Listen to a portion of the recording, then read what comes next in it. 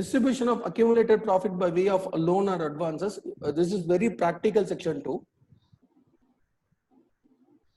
இதுல என்ன அப்படின்னா வந்துட்டு any payment of closely held company by of advance or loan. அந்த பிரைவேட் லிமிடெட் கம்பெனி பார்த்தா இவர் ஸ்டாக்கிங் ஒரு 2 பேர் 3 பேர் தான் அதுல பெரிய ஷேர் ஹோல்டிங் பர்சன்டேஜ் வச்சிருப்பாங்க. மற்றவங்க எல்லாமே நேம் சேக் வால they have induce as director in the company or shareholder in the company. அந்த மாதிரி ஒரு சிச்சுவேஷன் வரும்போது any payment by the closely held company by of any advance or loan அப்படின்னு ஒரு சிச்சுவேஷன் வரும்போது shareholder, meaning of shareholder to whom the section is applicable அப்படின்னு பார்க்கும்போது the shareholder basically holding at least 10% of equity share in the company, any person on behalf of such shareholder for the benefit of such shareholder, any concern in which such shareholder has a substantial interest of at least 20% of shares, any concern in which that person is a member or shareholder and he holds that substantial interest அப்படின்னு வந்தது அப்படின்னா இந்த சிச்சுவேஷன்ஸ்ல வந்து பாத்தீங்கன்னா it is a deemed dividend and it is chargeable to tax. We have a practical example here. I'll explain that. If you look at any balance sheet, this amount is chargeable to tax under the income from other sources. That example is ABC Private Limited Company, a closely held company, has a general reserve of 7 lakhs and a current profit of 2 lakhs. The company has given a 3 lakh loan to one of such shareholder, Mr. X. In this case, it will be considered as the dividend in the hands of the shareholder, Mr. X. However, if the loan given by the company is 10 lakh, the amount of dividend shall be rupees 9 lakh. Sir, இது என்ன sir issue அப்படின்னா practically ஒரு private limited company ஒரு loan வாங்கி அந்த loan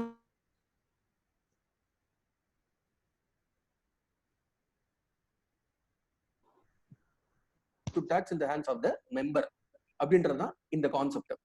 இது one of the practical oriented session. Because கம்பெனியை பொறுத்த வரைக்கும் same thing happened in Vijay Mallya case sir. இது one of the factor in Vijay Mallya case with State Bank of India.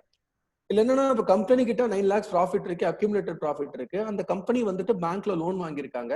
அந்த லோன் வாங்கிட்டு அந்த பணத்தை டைவர்ட் பண்ணி விட்டாங்க அப்படின்னா அக்யூமுலேட்டட் ப்ராஃபிட் என்ன இருக்கோ to the extent of accumulated profit வந்துட்டு பாத்தீங்கன்னா chargeable to tax in the hands of the shareholder அப்படின்றதா இந்த கான்செப்ட் இங்க hands of the X, and it is considered as the dividend. The dividend is chargeable to tax. இதுல ஒரு exclusion இருக்கு. that exclusion I will come in the next slide. இப்போ இதுல நான் வேற கேஸ் எடுக்கிறேன். இப்போ கம்பெனில which means என்ன general reserve of 7 lakhs and the current profit of 2 lakhs total is equivalent to 9 lakhs. இப்போ 10 lakhs வாங்கியிருக்கார் லோன். இப்போ சப்போஸ் லோனோட குவான்டம் வந்து 3 lakhs இருந்தா the entire 3 lakh is chargeable to tax. இந்த லோனோட அமௌண்ட் 9 lakhs இருந்ததுன்னா 9 lakh is chargeable to tax. இந்த லோனோட quantum 20 lakhs இருந்ததுன்னா to the extent of 9 lakhs only will be taxable in the hands of a person who receives. Who is called as person? These are the eligibilities of the person. இந்த section பிராக்டிக்கலா நிறைய பேர் miss பண்றோம் sir. அந்த partners loan அப்படின்றது இங்க சேலம் சைட்ல வசக்கட்டு அப்படின்னுவாங்க. ஒரு ஊர்ல இந்த டெர்மினாலஜிஸ் வந்து ஒரு மாதிரி அவங்க டீல் பண்ணிக்கிறாங்க. உடனே என் கம்பெனி எனக்கு லோன் கொடுத்தா நான் எதுக்கு சார் சார்ஜபிள் டு டாக்ஸ் பண்ணணும்னு சொல்லிட்டு டைரக்டர்ஸ் போடுற சண்டை எப்பவுமே it's coming.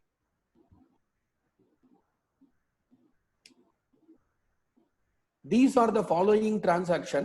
These transactions are not covered under 222A, which means it is not chargeable to tax அப்படின்ற concept. First, money lending is the substantial business of the company and loan is given in the ordinary course of business. This section will not apply. Especially இந்த Thanjavur side அந்த மாதிரி நான் ஒரு 2-3 companies பார்த்தேன். விசாகன் சாருக்கு might be தெரிஞ்சிருக்கலாம். இந்த மணி landing business வந்துட்டு பாத்தீங்கன்னா அந்த கோல்டை கொடுத்துட்டு லோன் வாங்குறது அந்த மாதிரி நிறைய சின்ன சின்ன சின்ன கம்பெனிஸ் எல்லாம் என்ன பண்றாங்க அப்படின்னா இந்த மாதிரி they are doing the ordinary business. இதுல எக்ஸாம்பிள் பார்த்தோம் அப்படின்னா ஒரு பர்டிகுலர் எக்ஸ் கம்பெனி இருக்கு. அந்த பர்டிகுலர் எக்ஸ் கம்பெனி வந்து one group of companies, I don't want to mention that companies in common forum, Tanjore base company. அவங்க ஒரு 7-8 பிரைவேட் லிமிடெட் கம்பெனி இந்த கோல்ட் லோன் வந்து ஃபார்ம் பண்ணி கொடுத்துருக்காங்க. அவங்களோட கான்செப்டே ரொம்ப இருந்தது. ஒரு south Indian bank special audit தஞ்சாவூர்ல பாத்துட்டு இருக்கோம். நாங்க இதுல பார்க்கும்போது we got in to think எப்படின்னா வந்துட்டு அவங்க என்ன மீன் பண்றாங்கன்னா கோல்டு லோன் வாங்குறாங்க, அந்த கோல்டு கொண்டு போய் அப்படியே அந்த சம் பிரைவேட் பேங்க்ல வைக்கிறாங்க, அதுக்கான ஃபண்டை வந்து வாங்கிக்கிறாங்க, அந்த ஃபண்டை வாங்கி வேற ஒரு கம்பெனி டைவர்ட் பண்றாங்க. இந்த மாதிரி டைவர்ஷன் ஆயிட்டே இருக்கு. பட் அந்த மணி லெண்டிங் பொறுத்த வரைக்கும் இது ஆர்டினரி கோர்ஸ் ஆஃப் பிசினஸ் வரதுனால it is not chargeable to tax அப்படின்றது point. Set off dividend where any payment has been treated as a dividend and subsequently company declares the dividend, and dividend so paid is adjusted set off by the company against the previous borrowing. Adjustment amount will not be treated as a dividend. Inga porthu varaikkum income tax act la porthu varaikkum it is not so big deal, but as far as companies act is concerned, idu vandu allow பண்றது கிடையாது. அப்படி inter adjustment and setting of anything irundadna it is not chargeable to tax. It will not, which means will not covered under section 2 subsection 22e la அப்படின்றத point. Shankar sir, the following yes sir please சொல்லுங்க sir. இப்ப அந்த private company வந்து லோனே வாங்கல. Okay, there is no loan, but accumulated profit இருக்கிறத லோனா கொடுத்திருக்கு. Okay, யாருக்கு? டைரக்டருக்கு. அப்படியே 56 கவர் ஆகும் சார். 56 கவர் ஆகும் சார். லோன் வந்து பேங்க் லோன் இல்லைனாலும் இல்ல பிரைவேட் பார்ட்டி லோன் இல்லைனாலும் அது 56 கவர் ஆகும் சார். அதுதான் நான் சொன்ன கான்செப்ட். என்னன்னா வந்து ஒரு லோன் சொன்னது ஒரு எக்ஸாம்பிள், டைவர்ஷன் ஆஃப் ஃபண்ட் இருக்குன்னு சொல்றது. அது லோன் வாங்கி கொடுக்கணும்னு இன்கம் டாக்ஸ் ஆக்ட்ல எங்கேயுமே சொல்லல சார். பட் அப்படி கொடுக்க கூடாதுன்றாங்க. அப்படி கொடுத்தா 56(2) பிரகாரம் ரெஸ்ட்ரிக்ஷன் அப்படின்னு சொல்லிட்டு சொல்றாங்க. ஓகே, இதுல சிஏ ஓட கம்பீடியம் ஆஃப் டைரக்ட் டாக்ஸஸ்ல இந்த சம் வந்து கொடுத்திருக்காங்க. அண்ட் ரொம்ப முக்கியமான விஷயம் sir, it is not applicable for public limited company sir. Section 56(2) is applicable only for the closely held company, which means private limited company க்கு மட்டும் தான் அது applicable. Public limited company க்கு will not cover. ஆனா director வந்து கம்பெனிக்கு loan கொடுத்தானா there is no restriction at all sir. Thank you. The following payment shall not be treated as the deemed dividend. Payment of buyback of shares கிடையவே இல்ல. Dividend does not include any distribution share in the scheme of demerger, will not include. Trade advances in the nature of any commercial transaction not as a deemed dividend. So this is all about accumulated profit. and ஆக்ட்ல என்ன சொல்லியிருக்கான்றதுக்கு ஒரு நிறைய page போயிருக்கு. But இதுல ஒரு கிறிஸ்பா வந்து என்ன content கொடுத்துருக்கோமோ அந்த content மட்டும் I'll share it out. It includes all profit up to date, the distribution or liquidation of the company, reserves and surplus which are pertaining to the previous years, and profit and loss account either for the previous year or the till date of liquidation or distribution. Second is accumulated profit include the capital profit also. Bonus shares issued only for the clause A to D and not for the clause C, which means clause A to D is exempted, clause E is taxable. Thus the capital profit is not considered as the for section 222E. Sir, what do you mean by capitalized profit? Which means if the company sells any asset, for that any profit which are accumulating, that is supposed to be capital profit under meaning here. It includes important part, it includes tax-free income, agricultural income. However, capital reserves are included in agricultural profit only if they are taxable under that capital gains in the hands of recipient company. இப்போ ஒரு trend ஆயிட்டு இருக்கு இந்த taxation angle யாருமே எடுக்கிறதுல. Producer company எல்லாம் producer company every one started and every one like இந்த கிருஷ்ணகிரி ஹொசூர் அந்த விண்டெல்லாம் பாத்தீங்கன்னா எக்கச்சக்கமான ப்ரொடியூசர் கம்பெனி ஆரம்பிச்சிட்டு இருக்காங்க. and they have started the company, but அது போறது இல்ல. சில கம்பெனிஸோட ஆங்கிளே என்னன்னு சொல்லிட்டு பார்த்தோம்னா அக்ரிகல்ச்சரல் இன்கம் மட்டும் தான் அப்படின்ற மாதிரி கொண்டு வராங்க. that agricultural income will not serve the purpose here. So the inclusion exclusion of accumulated profit கம்பெனின்ற ஆங்கிள் தான் போறோம் வழியா agricultural income non agricultural income இந்த கிளாசிஃபிகேஷன் இங்க கொண்டு வரல. Does not include provision for the taxation dividend depreciation reserve and provision for the above outsiders. In case if a government or government company compulsorily acquired by the company, accumulated profit do not include any profit prior to the 3 successive previous year of the compulsory acquisition. 20 la acquire பண்ணானா அந்த இயரை விட்டுட்டு 19 ல இருந்து 3 years, which means 2016 வரைக்கும் இருக்கிற profit accumulated profit எடுத்துக்க கூடாது அப்படின்னு சொல்லிட்டு சொல்றாங்க. In case of amalgamated company, accumulated profit of amalgamating company on the date of amalgamation shall be included in the accumulated profit of the amalgamated of the company. So இப்போ நான் சொன்ன இதோட எல்லாமே கம்பைலேஷன். இதை முடிச்சதுக்கு அப்புறம் 5 minutes will go for some discussion session. Is it received from an Indian company? The answer is yes. If it is so, no. ரெண்டு classification. If it is no, it's fully taxable. இதுல ஒரு ரீசெண்டா ஒரு 1 yearக்கு முன்னாடி ஒரு issue வந்தது. Dividend received from the cooperative society, it is chargeable to tax. The reason is so 115 சொல்லக்கூடிய dividend distribution tax கட்டிருந்தாங்கன்னா ஷேர் ஹோல்டரோட angle that is chargeable to tax.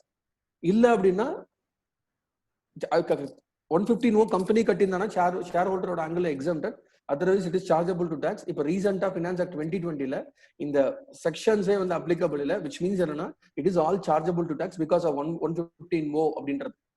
ஒரு டைம் கிரீஷ் அவுஜா ஒரு மீட்டிங்ல பார்க்கும்போது அவர் சொன்னாரு, sir why this removal of section 1034, ஏன் சார் இந்த 1034 இப்போ ரிமூவ் பண்ணி எல்லா கம்பெனிக்கும் சார்ஜபிள் டு டாக்ஸ் போது senior member Girish Ahuja told me that foreign பிளேயர்ஸ்க்கோசம் தான் இந்த செக்ஷன் 1034 ரிமூவ் பண்ணியிருக்காங்க. விச் மீன்ஸ் என்னன்னா அவங்க கம்பெனில இங்க எக்ஸம்டட் கொடுத்துட்டு அவங்க கண்ட்ரில எடுத்துட்டு போனா இன்டர்நேஷனல் டாக்ஸேஷன்ல டபுள் டாக்ஸேஷன் கான்செப்ட்ல பெனிஃபிட் வரல அப்படின்ற ஒரு இஷ்யூ வரதுனால இங்க டாக்ஸபிள் கொடுத்தனா 91 டபுள் ட்ரீட்டி அக்ரிமெண்ட் பிரகாரம் அவங்க கண்ட்ரில பெனிஃபிட்டா இருக்கு அப்படின்றதுக்கோசம் இந்த செக்ஷன் கொண்டு வந்தாங்க. அண்ட் மோர் ஓவர் இந்த செக்ஷனை பொறுத்த வரைக்கும் இம்பார்ட்டன்ட் பாயிண்ட் என்ன அப்படின்னா, இப்போ நம்ம யாரெல்லாம் ஷேர்ஸ் வச்சிருக்கோமோ எல்லா கம்பெனியும் டிஃபால்ட்டா ஒரு 4 ஸ்டேட்மெண்ட் கொடுக்குறாங்க, 15G 15H ஆன் டிவிடெண்ட் உண்டா இல்லையான்ற. இது எல்லாமே பிரசன்ட் இயருக்கு தான்.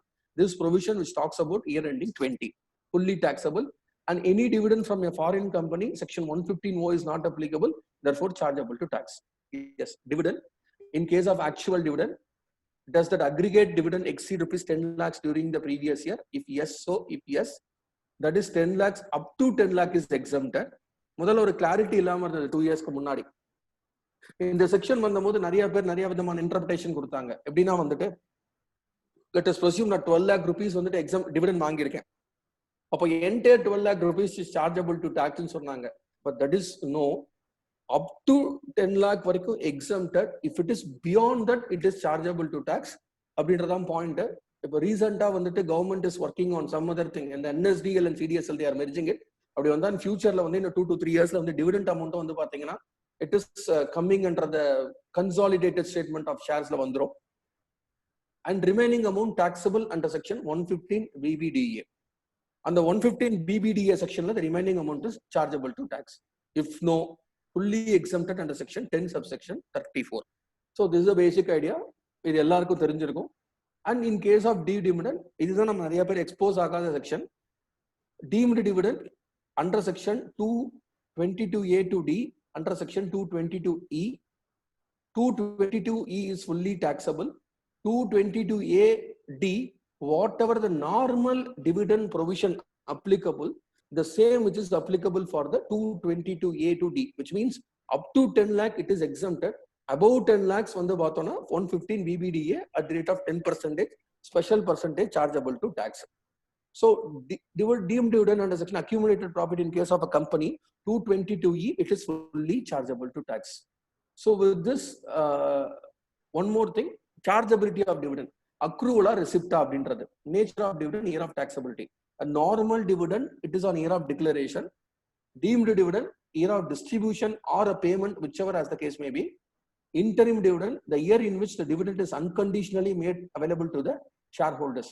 Method of accounting employed by the assessee is irrelevant in case of the taxability of dividend, since section 8 specifically gives the basis of the charge of dividend income. Note, dividend declared by Indian company outside India deemed to accrue or arise in India. ரொம்ப முக்கியமான point இது. International taxation is one of the major important criterion. dividend declared by an Indian company outside India deemed to accrue or arise in India. So this is all about dividend. Sirs, யாருக்காவது ஏதாவது டவுட்ஸோ இல்லை difference of opinion இருந்தா இந்த dividend section மட்டும் discuss பண்ணிட்டு அடுத்தது போகலாம். Vishakan sir கொஞ்சம் கோஆர்டினேட் பண்ணிருக்கீங்க சார். சண்முகம் சார் கேட்டாங்க, இந்த ஃபாஸ்ட் ட்ராக் சொன்னீங்களா சார்? ஆமாங்க sir. Fast track scheme still it's இருக்கா சார்? என்ன எப்போ வந்துச்சு? இருக்குங்க சார், ஃபாஸ்ட் ட்ராக் ஸ்கீம் இருக்குங்க சார். ஆனா இப்போ வந்து 6 months வந்து பேண்டமிக் சிச்சுவேஷன்றதுனால அது அப்படியே எக்ஸ்டெண்ட் பண்ணிருக்காங்க. அந்த சார்ஜஸ் மட்டும் இன்க்ரீஸ் பண்ணிட்டாங்க சார். முதல்ல 5,000 இருந்ததுங்க சார், இப்போ வந்து 10,000 rupees பண்ணிட்டாங்க sir fast track scheme sir. Okay okay okay sir. Still it is available sir. Okay. Companies close பண்றதுங்க சார். அவங்க கேட்கறது என்னன்னு சொல்லிட்டு பாத்தீங்கன்னா பேலன்ஸ் ஷீட்டை வந்து நில் பண்ணி கொடுங்கன்னு கேக்குறாங்க. இப்போ கொஞ்சம் ரீசெண்டா ஒரு 2-3 கம்பெனிஸ் நாங்க க்ளோஸ் பண்ணோம் சார். ரொம்ப வேகமா தான் சார் பண்ணிட்டு இருக்காங்க. சென்ட்ரலைஸ் ப்ராசஸ் ஆயிடுச்சு அது. Sure sir. Members we have questions இருந்தா நீங்க இப்ப சார்ட்ட இன்டராக்ட் பண்ணலாம் டிவிடெண்ட் சம்பந்தமா. ஐ think so. Okay sir, you can proceed. நீங்க ப்ரோசீட் பண்ணுங்க. சரி, சரிங்க சார். கேஷுவல் இன்கம் இதை பொறுத்த வரைக்கும் என்ன அப்படின்னா வந்து எக்ஸ்பிளைன் பண்ண தேவையில்ல, because you know pretty well. winning from lottery is a wagering agreement. இதுக்கு பொறுத்த வரைக்கும் டாக்ஸ் எக்ஸம்ஷன் கிடையாது. From 1 rupee onwards it is chargeable to tax. So 30 plus 4% higher education is it is covered in the section 115BB. Or no deduction for any expenditure is allowed from such income. Tax deduction எதுவும் கிடையாது. Deduction under chapter 6A is not available for such income. இதுல ஒரு 2-3 practical issues வந்து எப்படின்னா ஒரு Vijay TV ப்ரோக்ராம்ல participate பண்ணும்போது ஒரு 1 lakh rupees 30% TDS குடிச்சாங்க சார் டிடக்ஷன் கொடுங்க அப்படின்னாங்க. பட் சொன்னதுக்கு வந்துட்டு இல்ல பேப்பர்ல படிச்சேன் அப்படின்னாங்க. பட் கேஷுவல் இன்கம் பொறுத்த வரைக்கும் சாப்டர் 6A கிடையாது. as well as என்னன்னு சொல்லிட்டு பாத்தீங்கன்னா 30% வந்து 1 rupee onwards it is chargeable to tax. Adjustment of exhausted basic exemption limit is not permitted against the casual income, which means 1 rupee onwards taxable. The casual income, which includes nature of winning from lottery, crossword puzzle, horse race, card games, and any other games, any set of gambling, betting, etc. இப்போ இந்த online rummy வந்ததுக்கு அப்புறம் நிறைய பேரை மாட்டி விட்டுட்டு இருக்கு. நிறைய பேர் என்ன பண்ணிட்டு இருக்காங்கன்னா பேன் கார்டு எடுத்து வச்சிடுறாங்க, தெரியாம அவனுக்கு பேன் கார்டு கொடுத்துட்றாங்க. கொடுத்தும் போது என்ன ஆகுதுன்னா ஒரு 20 lakhs 30 lakhs ஜெயிக்கிறாங்க, 20 lakhs 30 lakhs ஈக்குவலண்டா லூஸ் பண்றாங்க. அவன் ஜெயிச்சதுக்கு மட்டும் டிடிஎஸ் பிடிச்சிடறான், டோட்டல் செட் ஆஃப் பண்ண மாட்டான். Because the set off provision is not applicable for this case. Because இந்த அவங்க டிடிஎஸ் பிடிக்கிறாங்க. நிறைய பேர் வந்து இப்போ கேசினோஸ் அங்கெல்லாம் வந்து இந்த கேம்பிளிங் விளையாடுறவங்களுக்கு எல்லாமே they started notice recently because of this section. லாஸா இருந்தாலும் புக் பண்ணுங்க, ஃபைல் பண்ணுங்க அப்படின்னு சொல்லிட்டு சொல்றாங்க. Interest on securities section 56 subsection 3. Security held as investment, interest from such securities is taxable under the income from other sources, even though the investment has been made by any company or another, it is nothing but security income, it is chargeable to tax. Securities held as stock in trade PGBP, it is also chargeable to tax under the head. On the stock in trade on building na 12 months கொடுத்திருப்பான். இதை பொறுத்த வரைக்கும் 12 months அப்படிலாம் கிடையாது. நீ investment purpose வச்சிருந்தாலும் சரி, stock in trade வந்தாலும் சரி, இன்ட்ரெஸ்ட் வந்ததுன்னா that is coming here. And gross up concept 30% is taxable in case of casual income plus education if any. Sorry, higher education if any. இந்த list ஒரு exhaustive list sir. இதுல என்னெல்லாம் interest வந்து exempted under section 10-15 இருக்கு. இதுல ஒரு practical issues இருக்கு. will tell you this section. Interest on post office savings bank account is exempted from tax only to the extent of 3,500 individual account, 7,000 joint account. இது வந்து 80 TTA-க்கு வந்து இது உண்டா சார் அப்படின்னா the answer is yes. Exhaust பண்ணிக்கலாம் limit. Example, ஒரு individual post office savings bank அக்கௌண்ட்ல எனக்கு வந்து ஐ மீன் இண்டிவிஜுவல், நான் வந்துட்டு எனக்கு 12,000 rupees இன்ட்ரெஸ்ட் வந்திருக்கு. இந்த 12,000 rupees இன்ட்ரெஸ்ட்டை வந்து நான் ஃபுல்லா எக்ஸம்ஷன் கொடுக்க முடியும்னா கொடுக்கலாம். எப்படின்னா வந்து 3,500ல வந்துட்டு 10-15லயும் அவுட் ஆஃப் 12,000ல 3,500 போச்சுன்னா மீதி 8,500 rupees வந்து 80 TTA-லையும் நான் கிளைம் பண்ணிக்கலாம். So this section is claim பண்ணிக்கலாம். It is also covered here and it is also covered there. 80 TTA-லையும் வரலாம். In case of joint account இருந்தால் till 7,000 வரைக்கும் எக்ஸம்ஷன். இது எந்த சாஃப்ட்வேர் நீங்க யூஸ் பண்ணாலுமே இந்த ப்ரொவிஷன் நீங்க அப்ளை பண்ண, ஈவன் கவர்மெண்ட் சாஃப்ட்வேர் இல்ல பிரைவேட் சாஃப்ட்வேர், எந்த சாஃப்ட்வேர் யூஸ் பண்ணாலும், டிபார்ட்மெண்ட் சாஃப்ட்வேர் எந்த சாஃப்ட்வேர் யூஸ் பண்ணாலும் திஸ் செக்ஷன் இஸ் அப்ளிகபிள் அப்படின்றதா இங்க point. And interest on securities held by the issue department of central bank of Ceylon long back. Interest payable to any foreign bank and deposit to the scheduled bank, and interest payable on Nordic investment scheme on the loan advance. It's all list. Technical tender onnume illa. Exception: interest payable by the European Investment Bank, no. Interest payable by the public sector bonds notified by the central government in official gazette. The interest from following bond is exempted. The list is there. I'll share the presentation so you can have a look over it. Right. Bhopal gas victims. Interest on gold bond monetization scheme on up to 2.5% rate of interest. Interest bond issued by the local authority, state pool finance entity by the central government. Exempted under section 10-15. Or act is special act. And இதை பொறுத்த வரைக்கும் SLR நான் SLR securities இதெல்லாமே list இது. So this all about interest. Sir core area gift நான் மெயினாக focus பண்றது companies ஒன்று, அது முடிஞ்சது. ரெண்டாவது வந்து பார்த்தோம்னா receipt of money property for inadequate consideration without consideration by way of the individual or HUF section 56(2) subsection 10 gift. Applicability of 10 would apply to if a property received in a capital asset for the recipient. It would not apply for the property received in SIT stands for stock in trade, RM stands for raw material and capital goods of the recipient. The only transfer of asset, capital asset is inadequate without consideration would attract section 56(2)(10. இது கொஞ்சம் டீடைல்டா பார்க்கலாம். Members, ஒரு சின்ன ஒரு question.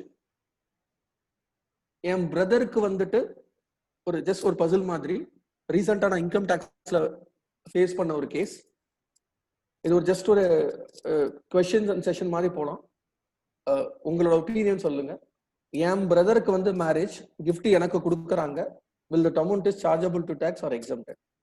Because any gift received for marriage is exempted from tax ன்றது provision. Any guess sir? ஒரு கேஸே நாங்க ரீசெண்டா நான் அட்டெண்ட் பண்ணேன். Any volunteer sir? Vishagan sir கொஞ்சம் கோஆர்டினேட் பண்றீங்களா இந்த பாயிண்ட்? क्वेश्चन என்ன சார்? சி, நான் வந்துட்டு நான் என் பிரதருக்கு கல்யாணம், உன் பிரதருக்கு கிஃப்ட் கொடுக்காம எனக்கு கிஃப்ட் கொடுக்கறாங்க. Receipt on marriage, will that gift is exempted from tax? No. என்ன சார், என்ன reason sir? Gift received on the occasion of marriage. Marriage தான் sir. Marriage of the individual. Exactly. இதுதான் நான் ரீசெண்டா ஒரு கேஸ் இது பண்ணேன். இப்போ எனக்கு கல்யாணம், நான் கிஃப்ட் ரிசீவ் பண்ணியிருந்தேன்னா that is fine, well and good, that is exempted from tax. இதுவே பிரதருக்கு இது பண்ணோம் அப்படின்னா that is chargeable tax. The same issue happen with past chief minister of Tamil Nadu. Is one of the biggest landmark judgment of Chennai court. இதுதான் main point. இப்ப நான் ரீசெண்டா ஒரு கேஸ்ல பார்த்தது, gift received by the, thank you Sadagopan sir, gift received by the individual to the extent of some occasion that is exempted from tax and not the thing. First basic doubt, will it be for the per amount or the per annum abdina? The answer is per annum. The cash gift, the cash meaning of cash, it includes ennan solittu paathom appadina. It's a very simple thing. The meaning of gift which includes cash, credit card, bank transaction, debit card, Paytm, etc., etc., Amazon Pay, எல்லாமே இது எல்லாமே meaning of கேஷ்ல கொண்டு வராங்க. up to 50,000 rupees for any number of person it is exempted from tax. If anything which is more than that, it is chargeable to tax. இதான் இந்த provision basic fundamental point. Receipt of movable property. Sir நான் ஒரு நிமிஷம் screen மாத்துறேன். Receipt of movable property. First of all, relative அப்படின்றது வந்துட்டு என்ன meaning அப்படின்றது ஒரு டிஃபைன் பண்ணலாம் இந்த இடத்தை பொறுத்த வரைக்கும்.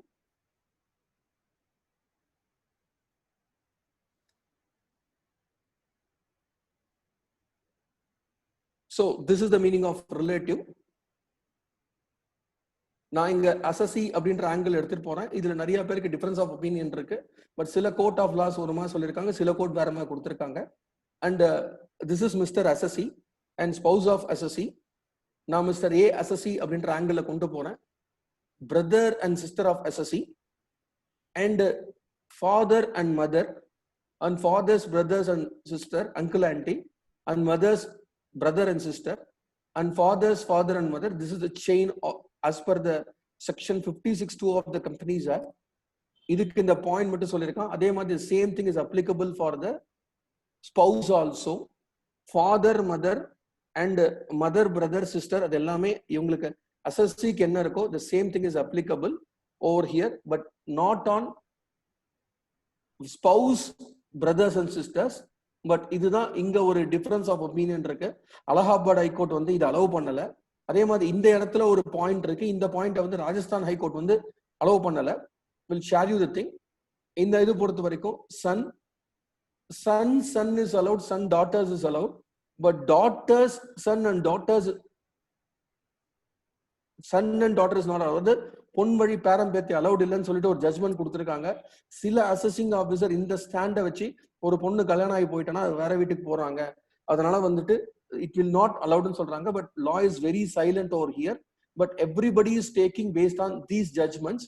பட் இதுதான் வந்து இங்க கொண்டு வந்திருக்காங்க. This is the point under the relative, which means technically speaking any gift from any relative is exempted from tax அப்படின்றது தான் இந்த இடத்துல அவன் பாயிண்டா சொல்றாங்க. therefore the case is a very, I will share the many judgments also to you people by a PDF. இல்ல எல்லா ஜட்ஜ்மெண்ட்ஸும் என்ன சொல்லியிருக்காங்கன்னா, இந்த ரிலேட்டிவ் டெஃபினிஷன் குள்ள வந்ததுன்னா we have a assessment checklist later on. அந்த அசஸ்மெண்ட் செக்லிஸ்ட் வச்சு I'll explain it, எதெல்லாம் இது உள்ள வரும் எதெல்லாம் உள்ள வராதுன்றது. So this is the definition for the sir இவங்களுடைய வைஃப்ஸும் எல்லாமே எஸ் சார் அதான் சொல்ல வந்தேன். இங்க கீழ இருக்கு sir, and individual spouse and all of the above sir. இங்க கீழ இருக்கு பாருங்க சார், அந்த பிங்க் கலர்ல இருக்கு. And the spouse of the above relationship is also covered under the meaning of the relative sir. Yes sir, absolutely allowed. இதுல ஒரு tricky point என்னன்னா, I'll share that point sir. உங்களுக்கு நான் அது பின்னாடி கேஸ் லாஸ் இருக்கு, அதுல வந்து எக்ஸ்பிளைன் பண்றேன் நான்.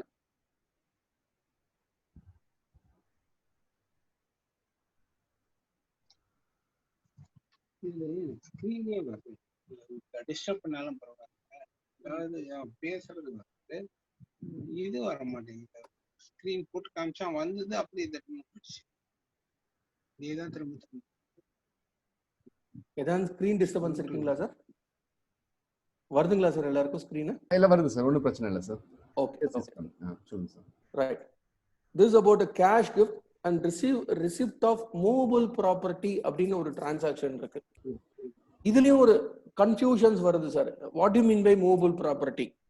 மூவபிள் ப்ராப்பர்ட்டியோட டெஃபினிஷன் எங்க சொல்லியிருக்காங்கன்னா, இந்த செக்ஷன் 56க்கு மூவபிள் ப்ராப்பர்ட்டியோட மீனிங் வந்து கேபிட்டல் கெயின்ல வந்து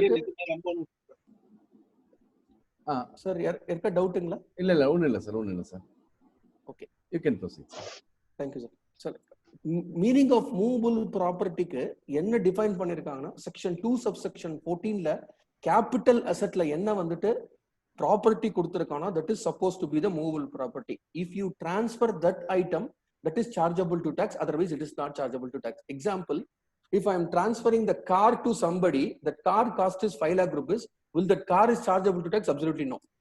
அவன் வந்து ஒரு லிஸ்ட் ஆஃப் மூவபிள் ப்ராப்பர்ட்டி கொடுத்திருக்கான், அந்த மூவபிள் ப்ராப்பர்ட்டி மட்டும் தான் வந்துட்டு பாத்தீங்கன்னா இந்த இடத்துல சார்ஜபிள் டு டாக்ஸ் அப்படின்னு சொல்லிட்டு சொல்லியிருக்காங்க. அந்த மூவபிள் ப்ராப்பர்ட்டி செக்ஷன் 2 சப்செக்ஷன் 14ல டிஃபைன் பண்றது என்னென்ன ஐட்டம் அப்படின்னு சொல்லிட்டு பார்த்தோன்னா, I will share the thing.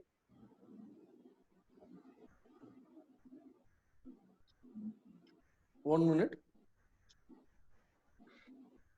Yes, this is the movable property, this is immovable property.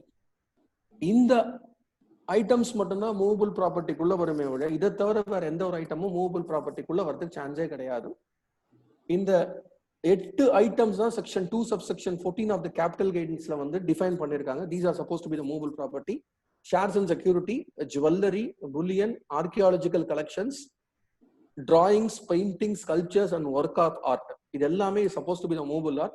இந்த list of coverage or itemல இது இந்த ஐட்டம்ஸ் தவிர வேற எந்த ஐட்டம் வந்தாலும் வந்துட்டு பாத்தீங்கன்னா it is from tax சொல்றாங்க. இல்ல ரெண்டு பாயிண்ட் ஆஃப் இன்டர்பிரேஷன் இருக்கு. salary பர்சனுக்கு எம்ப்ளாயர் எம்ப்ளாயி ரிலேஷன்ஷிப்ல தான் gift வந்ததுன்னா that gift is chargeable under the head salary. Even ஒரு எம்ப்ளாயர் வந்துட்டு ஒரு பெயிண்டிங் கொடுக்குறான் எம்ப்ளாய்க்கு கிஃப்டா, தட் கிஃப்ட் காஸ்ட் 1 lakh ரூபியா இருந்ததுன்னா that gift is chargeable under the head perquisite 17(2) of the act and not under section 56. இது ஒரு point. Second point is என்னன்னா, if the employer gives a car, that car is treated to be the perquisite. நம்ம எடுத்துப்போம் மொழிய ஜெனரலா எடுத்துக்க மாட்டோம். General சினாரியோல கார் நான் கிஃப்ட் கொடுத்தேன்னா will not covered under the meaning of movable. So மூவபிள்ல வராதனால that is not a taxable கிஃப்ட்ன்றது ஒரு பாயிண்ட். இதுல 2-3 டெக்னிக்கல் ஃபேக்டர் இருக்கு, என்னன்னு சொல்றேன். அண்ட் இமூவபிள் ப்ராப்பர்ட்டி இன்க்ளூட்ஸ் என்னது, லேண்ட் அண்ட் பில்டிங்ஸ். ஸோ இதுதான் மூவபிள் ஐட்டம்னு சொல்றோம். இந்த மூவபிள் ஐட்டம் டிரான்ஸ்ஃபர் பண்ணாங்க அப்படின்னா it is taxable in the hands of the recipient. That recipient angle it is chargeable to tax. பேரோட ஆங்கிள் சார்ஜபிள் டு டாக்ஸ்ன்றது வருது capital gain. So it is a link of 2 subsection 14 and as defined in 247 transfer and capital 224 இந்த மூணுத்திலும் cover ஆகி கிவரோட angle வந்துட்டு பார்த்தோம்னா capital கெயின்ல வந்துடும். And purchase ரெசிபியன்டோட angle வந்து பாத்தீங்க அப்படின்னா செக்ஷன் 56ல வரும். the section which 56 which talks about only in the hands of the recipient. Right, let's back to the thing.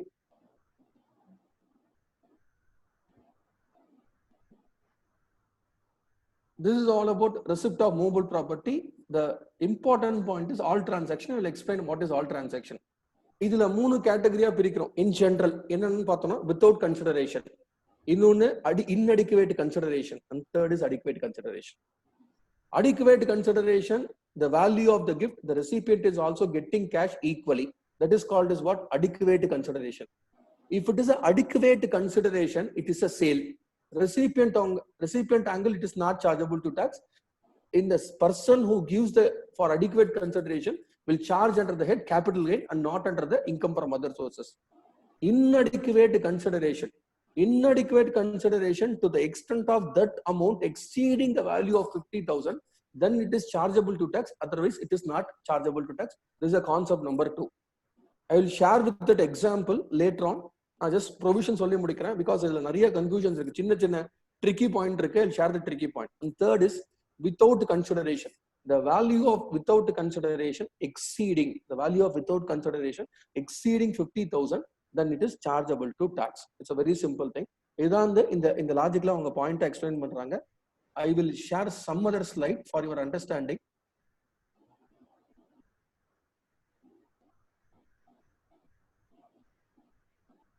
Sir, Excel screen தெரியுதுங்களா சார்? தெரியுது சார். இது உங்களுக்கு அந்த ஜஸ்ட் நான் ஒரு இல்லஸ்ட்ரேட் பண்ணி காமிக்கிறேன் உங்களுக்கு ஃபார் அண்டர்ஸ்டாண்டிங் பர்பஸ். இப்போ சப்போஸ் மூவபிள் கிஃப்ட் பொறுத்த வரைக்கும் the assessee is called as S.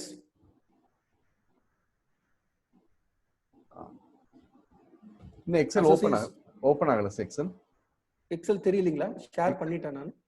XL தெரியுதுங்களா சார்? இந்த ஃபைல் மட்டும் தான் இதாயிருக்கு. எக்ஸல் இப்போ ஓபன் ஆகுது சார். ரைட்டுங்க சார். இப்போ assessee Mr. X, we are talking about the movable gift. அந்த movable gift பொறுத்த வரைக்கும் எப்படின்னு சொல்லிட்டு பார்த்தோம்னா எக்ஸாம்பிள் இங்க குமுலேட்டிவ்னு சொல்றான். குமுலேட்டிவ்னு சொல்ற பாயிண்ட் வந்து assessee is Y வந்து கிஃப்ட் பண்றாரு. the gift is shares and securities. இந்த ஷேர்ஸ் அண்ட் செக்யூரிட்டிஸ் இங்க வந்திருக்கு. இதோட வேல்யூ வந்து பார்த்தோம்னா 24,000 rupees. அண்ட் இசட் வந்து ஒரு கிஃப்ட் பண்றாங்க. கிஃப்ட் பண்ணது இசட் வந்துட்டு பார்த்தோம்னா சே எக்ஸாம்பிள் பெயிண்டிங்ஸ் கொடுக்குறாங்க. டிஃபரன்ஷியேட் இன் பெயிண்டிங்ஸ் கொடுக்குறாங்க. பெயிண்டிங்ஸ் பொறுத்த வரைக்கும் என்னன்னு சொல்லிட்டு பார்த்தோங்கன்னா say example which comes around 37,000. Question is, will it be chargeable to tax அப்படின்றதான் பாயிண்ட். இல்ல டிஃபரண்ட் ஸ்கூல் ஆஃப் தாட் கொடுத்திருக்காங்க. But income tax department gives the clarity over this section, and law itself is very clear. The cumulative of these item exceeding 50,000 rupees, then it is chargeable to tax. Movable பொறுத்த வரைக்கும் இதான் tricky point. The basic idea behind these pointers, cumulative of all the gifts put together, it exceeding 50,000 rupees, then it is chargeable to tax. Irrespective of number of person you have received the gift, that is a deal over here, which means all the cumulative gifts are put together, the amount exceeding 50,000, it is chargeable to tax. Next question, இதுல வந்துட்டு நாம சொன்ன மாதிரி மூணு classification. One is adequate, second is inadequate, and third is without consideration. Without consideration, these are the 3 points across. Without consideration, இதுல என்ன விஷயம்னா adequate consideration is treated as a sale. இதை பொறுத்த வரைக்கும் என்ன பிரச்சனையும் கிடையாது. inadequate consideration ஓட டிஃபரன்ஸ் அமௌண்ட் வந்துட்டு exceeding 50,000, that is a deal. இப்படி இருந்தா மட்டும்தான் taxable. inadequate consideration ஓட அமௌண்ட் வந்து not exceeding 50,000 இருந்தா it is not chargeable to tax. அதே மாதிரி வித்தவுட் கன்சிடரேஷனோட லிமிட் வந்து பார்த்தோம் அப்படின்னா 50,000 எக்ஸீட் ஆச்சுன்னா then it is chargeable to tax, otherwise not chargeable to tax.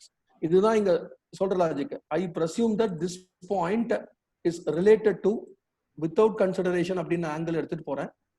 Why it is so? Because இங்க வந்து the person is not giving any gift. இதே வந்துட்டு with consideration அப்படின்ற ஒரு ஆங்கிள் நான் இந்த எடுத்துட்டு போனோம் அப்படின்னா இந்த டிஃபரன்ஷியேட் பண்ற அமௌண்டோட லிமிட் வந்து exceeding 50,000 இருந்ததுன்னா then it is chargeable to tax, otherwise not chargeable to tax ன்னு சொல்றாங்க. For that inadequate consideration, I'll go with an example to understand the subject in more clear way. Let's say A and C, it is all like original value of the gift is 1 lakh rupee, and here it is 75,000, and the balance is 25,000. Sir, what do you mean by inadequate consideration? Even 1 rupee difference is there. That is inadequate consideration. எப்படி difference பண்றது அப்படின்றத பார்த்தோம்னா it is all about fair market value of the asset taken so far. அதுதான் 11A 11UA அப்படின்ற செக்ஷன்ல சொல்லியிருக்கான் எப்படி define பண்ணுன்றது. ஷேர்ஸ் அண்ட் செக்யூரிட்டிஸா இருந்தா மெர்ச்சன்ட் பேங்கர் கிட்ட வாங்கணும், இம்மூவபிள் ப்ராப்பர்ட்டியா இருந்தா அந்த வேல்யூவர் கிட்ட வாங்கணும். இந்த இதுல வந்து it is all about the value of the property. அவங்க என்ன பண்ணிருக்காங்க அப்படின்னா வந்து ரிசீவ் பண்ணது எவ்வளவு அமௌண்ட்னு பார்த்தோம்னா லெட்ஸ் சே ரிசீவ் பண்ண அமௌண்ட் சே எக்ஸாம்பிள் இங்க வந்து 45,000 ரிசீவ் பண்ணிருக்காரு. இந்த கேஸ்ல வந்து 56,800 ரிசீவ் பண்ணிருக்காரு. இந்த கேஸ்ல 20,000 பண்ணிருக்காரு. அப்போ the difference between these three factors which put together minus 45,000 is equivalent to 55,000 and cumulative all difference it's all put together 78,200 வரும். இந்த cumulative difference வந்துட்டு exceeding that amount then it is chargeable to tax. So நான் இந்த value of gift வந்து இந்த amount நான் எடுத்துக்க மாட்டேன் அண்ட் நான் இதுக்கான பே பண்ணிருக்கேன், இந்த டிஃபரன்ஸும் எடுத்துக்க மாட்டேன். இந்த இடத்துல அசசியோட ஆங்கிள் taxable amount வரது பார்த்தோம் அப்படின்னா this 78,200 is chargeable to tax. This is for the movable gift by the assessee. இதுவும் நாம யாரும் எடுத்துக்கிறது இல்ல. But majority of the case வந்து இது வந்து பேலன்ஸ் ஷீட்ல வந்து இட் இஸ் லைக் இது நம்மளால கிளைண்ட்ஸும் டீடைல்ஸ் கொடுக்க மாட்டாங்க. But there is a provision which is in that way.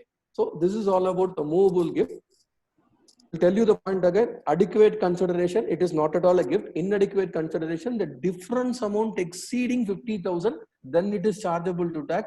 Without consideration, total amount exceeding 50,000, different assessee per financial year is chargeable to tax. With this, I stop here. And moreover, movable securities as defined in the section, and the year item, it is considered to be the movable asset.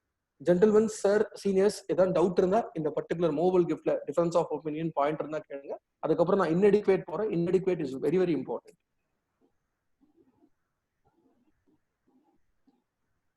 Visakan sir. Members hello sir, Visu sir கேட்டிருந்தாங்களே car வந்து at the time of retirement movable assets whether it is taxable or not. Sir கேக்குதுங்களா? கேக்குது sir. Sir உங்களுக்கு கேக்குதா?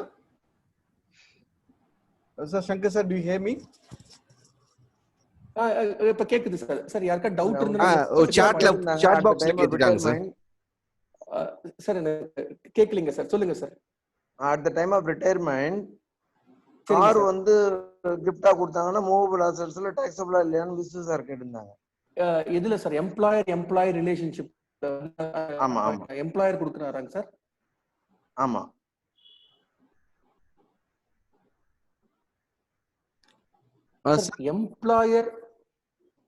Employee ரிலேஷன்ஷிப்னு இருந்ததுன்னா income from other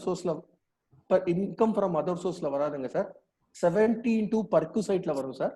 அந்த 72 பர்குசைட்ல ஒரு அசெட்டை வந்து எம்ப்ளாயிக்கு டிரான்ஸ்ஃபர் பண்ணாங்கன்னா அதை வந்து 17(2) clause 11(2)A டிஃபைன் பண்றாங்க. என்ன அப்படின்னா அந்த 3 கேட்டகரியா பிரிச்சிருக்காங்க. ஏபிசின்னு 3 கேட்டகரியா இருக்கு. எலக்ட்ரானிக் கெஜெட்ஸ் டிரான்ஸ்ஃபர் பண்றதா இருந்தது அப்படின்னா அந்த சிச்சுவேஷன்ஸ்ல வந்து பாத்தீங்க அப்படின்னா 50% of WDV completed year of service base பண்ணி டிரான்ஸ்ஃபர் பண்ணா அந்த difference amount any amount recovered from the employee இருந்ததுன்னா தட் அமௌண்ட் இஸ் என்னன்னு சொல்லிட்டு பாத்தீங்கன்னா சார்ஜபிள் டு டாக்ஸ் சார். இதே மோட்டார் காரா இருந்தா WDV 20% sir completed years base பண்ணி டெப்ரிசியேஷன் கிளைம் பண்ணிட்டு இப்போ புது கார் வாங்கியிருக்காங்கன்னா டெப்ரிசியேஷன் கிளைம் பண்ணலன்னா that is no problem sir. மூணாவது பாயிண்ட் வந்து பாத்தீங்க அப்படின்னா அதர் அசெட்டா இருந்தா straight line method 10% sir. Valuation 12 ஏசில கொடுத்துருக்கான். இப்ப டைரக்டா இந்த பாயிண்ட் எப்ப வரும்னா இந்த அசெட் ஆல்ரெடி எம்ப்ளாயர் பேர்ல இருந்தது, அதை எம்ப்ளாயிக்கு வந்து அதை டிரான்ஸ்ஃபர் பண்ணாங்கன்னா இந்த ப்ரொவிஷன் அப்ளை ஆகும் சார். இப்ப டைரக்டா ஷோரூம்ல இருந்தே ஒரு கார் வாங்கி டைரக்டா எம்ப்ளாயிக்கு கொடுத்துட்டாங்க அப்படின்னா அந்த சிச்சுவேஷன்ஸ்ல பாத்தீங்கன்னா it's very simple deal sir. இந்த செக்ஷன் பொறுத்த வரைக்கும் it's fully chargeable to tax sir. 72 percentage cover. எம்ஓசில என்சிஏல வந்து ஃபாஸ்ட் ட்ராக் ஸ்கீம் ஏதோ இருக்குதாங்க சார் லிக்விடேஷனுக்கு? இருக்குங்க சார், அது இருக்கு சார். அது செக் பண்ணி சொல்றேன் சார். நான் இப்ப பிரசன்ட்ல இருக்கு சார். எக்ஸ்டென்ஷன் கொடுத்திருக்கேன் சார் 6 மாசம். இல்ல இதுக்கு தான் கொடுத்துருக்காங்க. ஃபார்ம் ஃபைலிங் வந்து இல்ல ஏப்ரல் மே நோட்டிபிகேஷன் இது பண்ணிருக்காங்க சார். அந்த இது மட்டும் நான் செக் பண்ணிட்டு விஷாகன் சார் கிட்ட ஷேர் பண்ணி உங்களுக்கு நான் ட்ரான்ஸ்ஃபர் பண்ண சொல்றேன் சார்.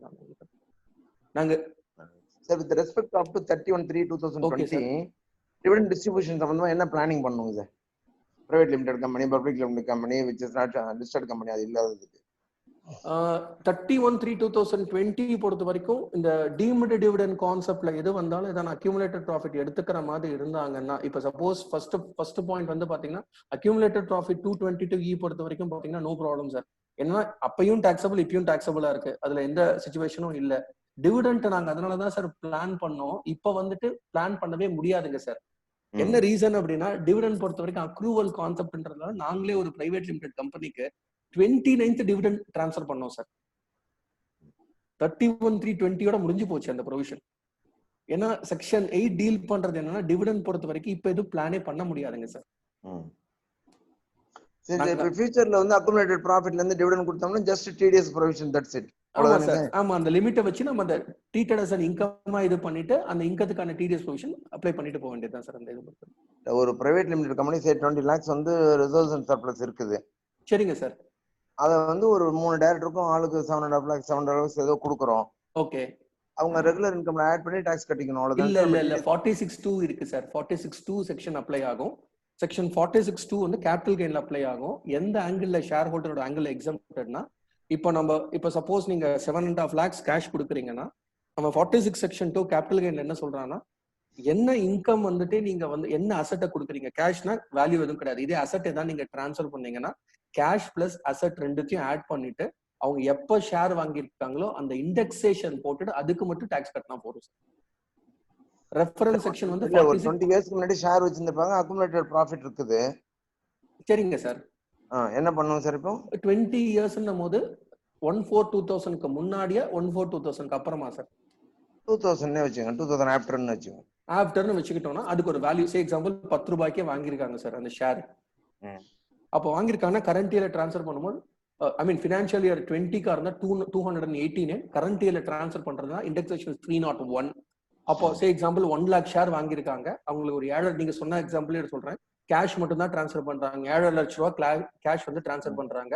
அப்போ 1 lakh into 301 divided by 100 போட்டு இண்டெக்ஸேஷன் வருது இல்லீங்களா, அந்த இண்டெக்ஸேஷன் டிஃபரன்ஸ், ஆமா இண்டெக்ஸேஷன் டிஃபரன்ஸ் மட்டும் டாக்ஸ் கட்டா போதும் சார். அதுக்கான ரெஃபரன்ஸ் செக்ஷன் வந்து செக்ஷன் 46 சப்செக்ஷன் 2 சார்.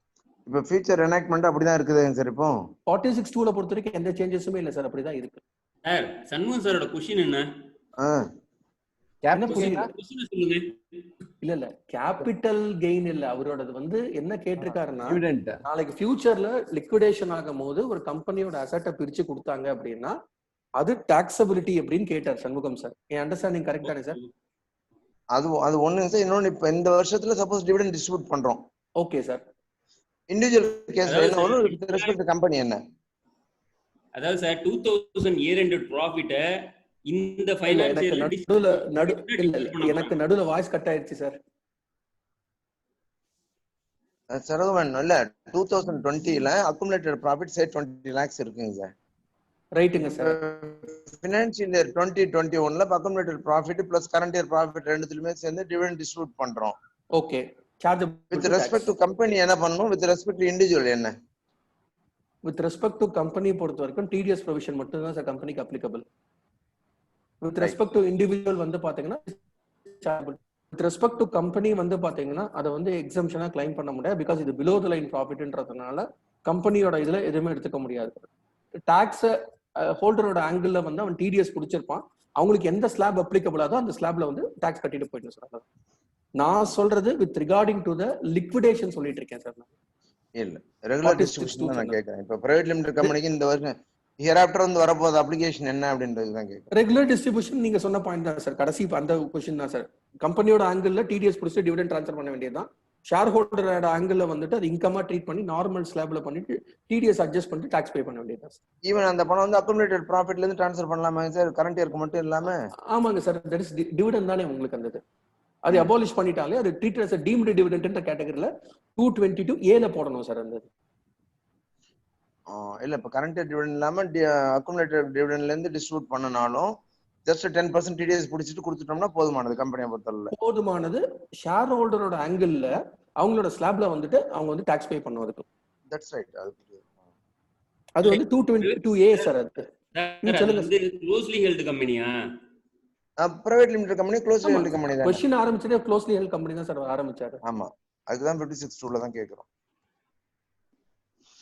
அதாவது 56(2)ன்ற பர்வியூ வந்து இந்த வருஷத்தோட முடிஞ்சு போச்சு சார், அடுத்த வருஷம் இல்ல சார். அது பிகாஸ் டாக்ஸபிலிட்டி எடுத்ததுனால அது வந்துட்டு நார்மல் இன்கம் மாதிரி ட்ரீட் பண்ணிட்டு போக வேண்டியதுதான் சார்.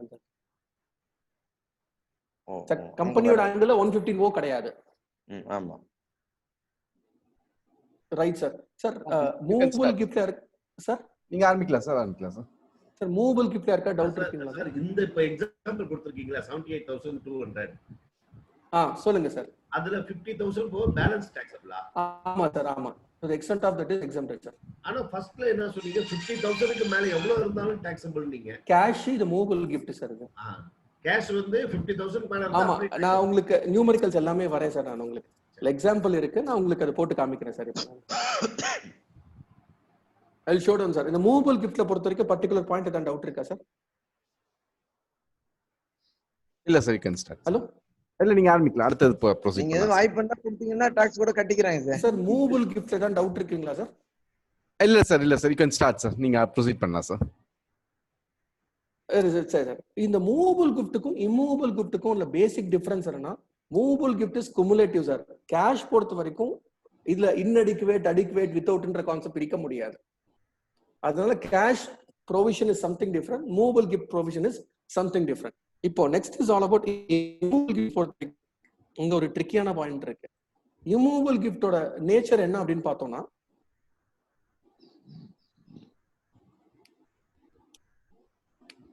இம்மூவபிள் கிஃப்ட் பொறுத்த வரைக்கும் asset wise not cumulative.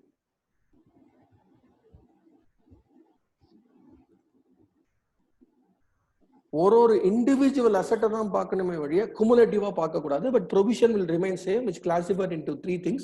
One is without consideration, இன்னொன்னு inadequate consideration, இன்னொன்னு adequate consideration. Once again adequate consideration இருந்ததுன்னா சேல், inadequate consideration இருந்தது அப்படின்னா அந்த சிச்சுவேஷன்ல வந்து பாத்தீங்க அப்படின்னா இட்ஸ் லைக் அந்த டிஃபரன்ஸ் அமௌண்ட் வந்து ஒரு ப்ராப்பர்ட்டிக்கும் exceeding 50/1000 or 5% of value and difference, whichever is lower, and the difference vandaduna and the chargeable to tax. Without consideration exceeding 50,000, the difference between movable and immovable is all about cumulative, but sorry, movable is all about cumulative, immovable பொறுத்த வரைக்கும் asset wise. இதுதான் stamp duty வேல்யூன்னு சொல்றோம். இதுலயுமே நம்ம நிறைய பேர் வந்து இதுல ஒரு சின்ன தப்பு பண்றோம். ரெண்டு பேரோட ஆங்கிள்லயும் நம்ம பாக்குறோம். Majority of the people are looking into the capital gain angle, but many of them are not looking into the recipient or angle. Let's say an example, ரெண்டு பேரும் டாக்ஸ் கட்டுற மாதிரி வரும். அதனாலதான் minimum stand of 50C valuation வச்சு எடுத்துக்கிறது advisable அப்படின்னு சொல்லிட்டு சொல்றாங்க. நான் லைட்டா 50C செக்ஷன் டச் பண்றேன் பிகாஸ் ஆஃப் இம்மூவபிள் கிஃப்ட் பொறுத்த வரைக்கும். இந்த இம்மூவபிள் கிஃப்ட் வந்து பாத்தீங்கன்னா எப்படி இந்த இடத்துல கால்குலேட் பண்றாங்கன்றது ரெண்டு difference, sale consideration or fair mark stamp duty value, whichever is higher shall be taken into account. And if the value is not satisfied and the assessing officer is referring the valuation as per section 55A of the act pragara reference கொடுத்திருந்தாங்கன்னா அந்த சிச்சுவேஷன்ல இந்த third party valuation வந்து 50C-க்கும் அந்த normal declaration ரெண்டு வேல்யூக்கும் வந்துட்டு எக்ஸீடா போனாலும் அந்த value consider பண்ணக்கூடாது, பிலோவா போனாலும் கன்சிடர் பண்ணக்கூடாது. எக்ஸாம்பிள்,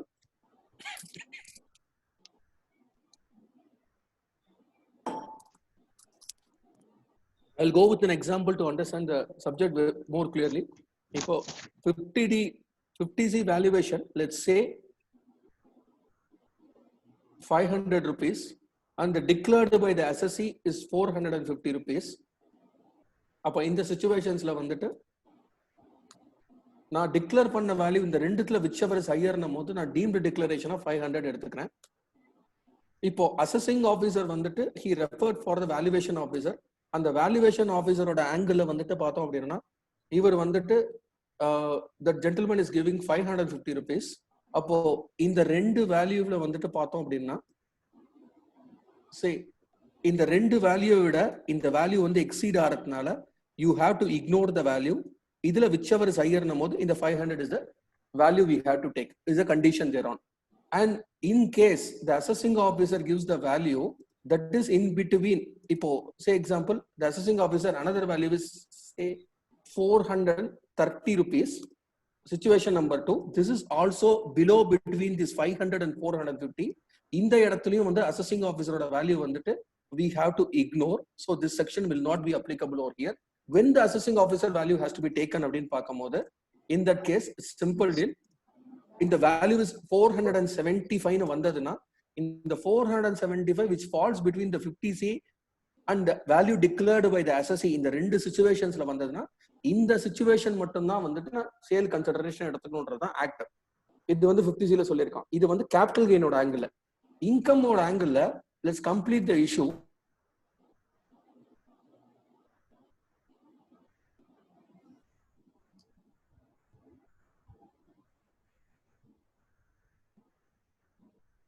கெயின்ல இது பண்ணி ரெசிபியன்டோட ஆங்கிள் அவன் வந்து இந்த டிஃபரன்ஸ் இருக்கிற 500 rupees they have to take.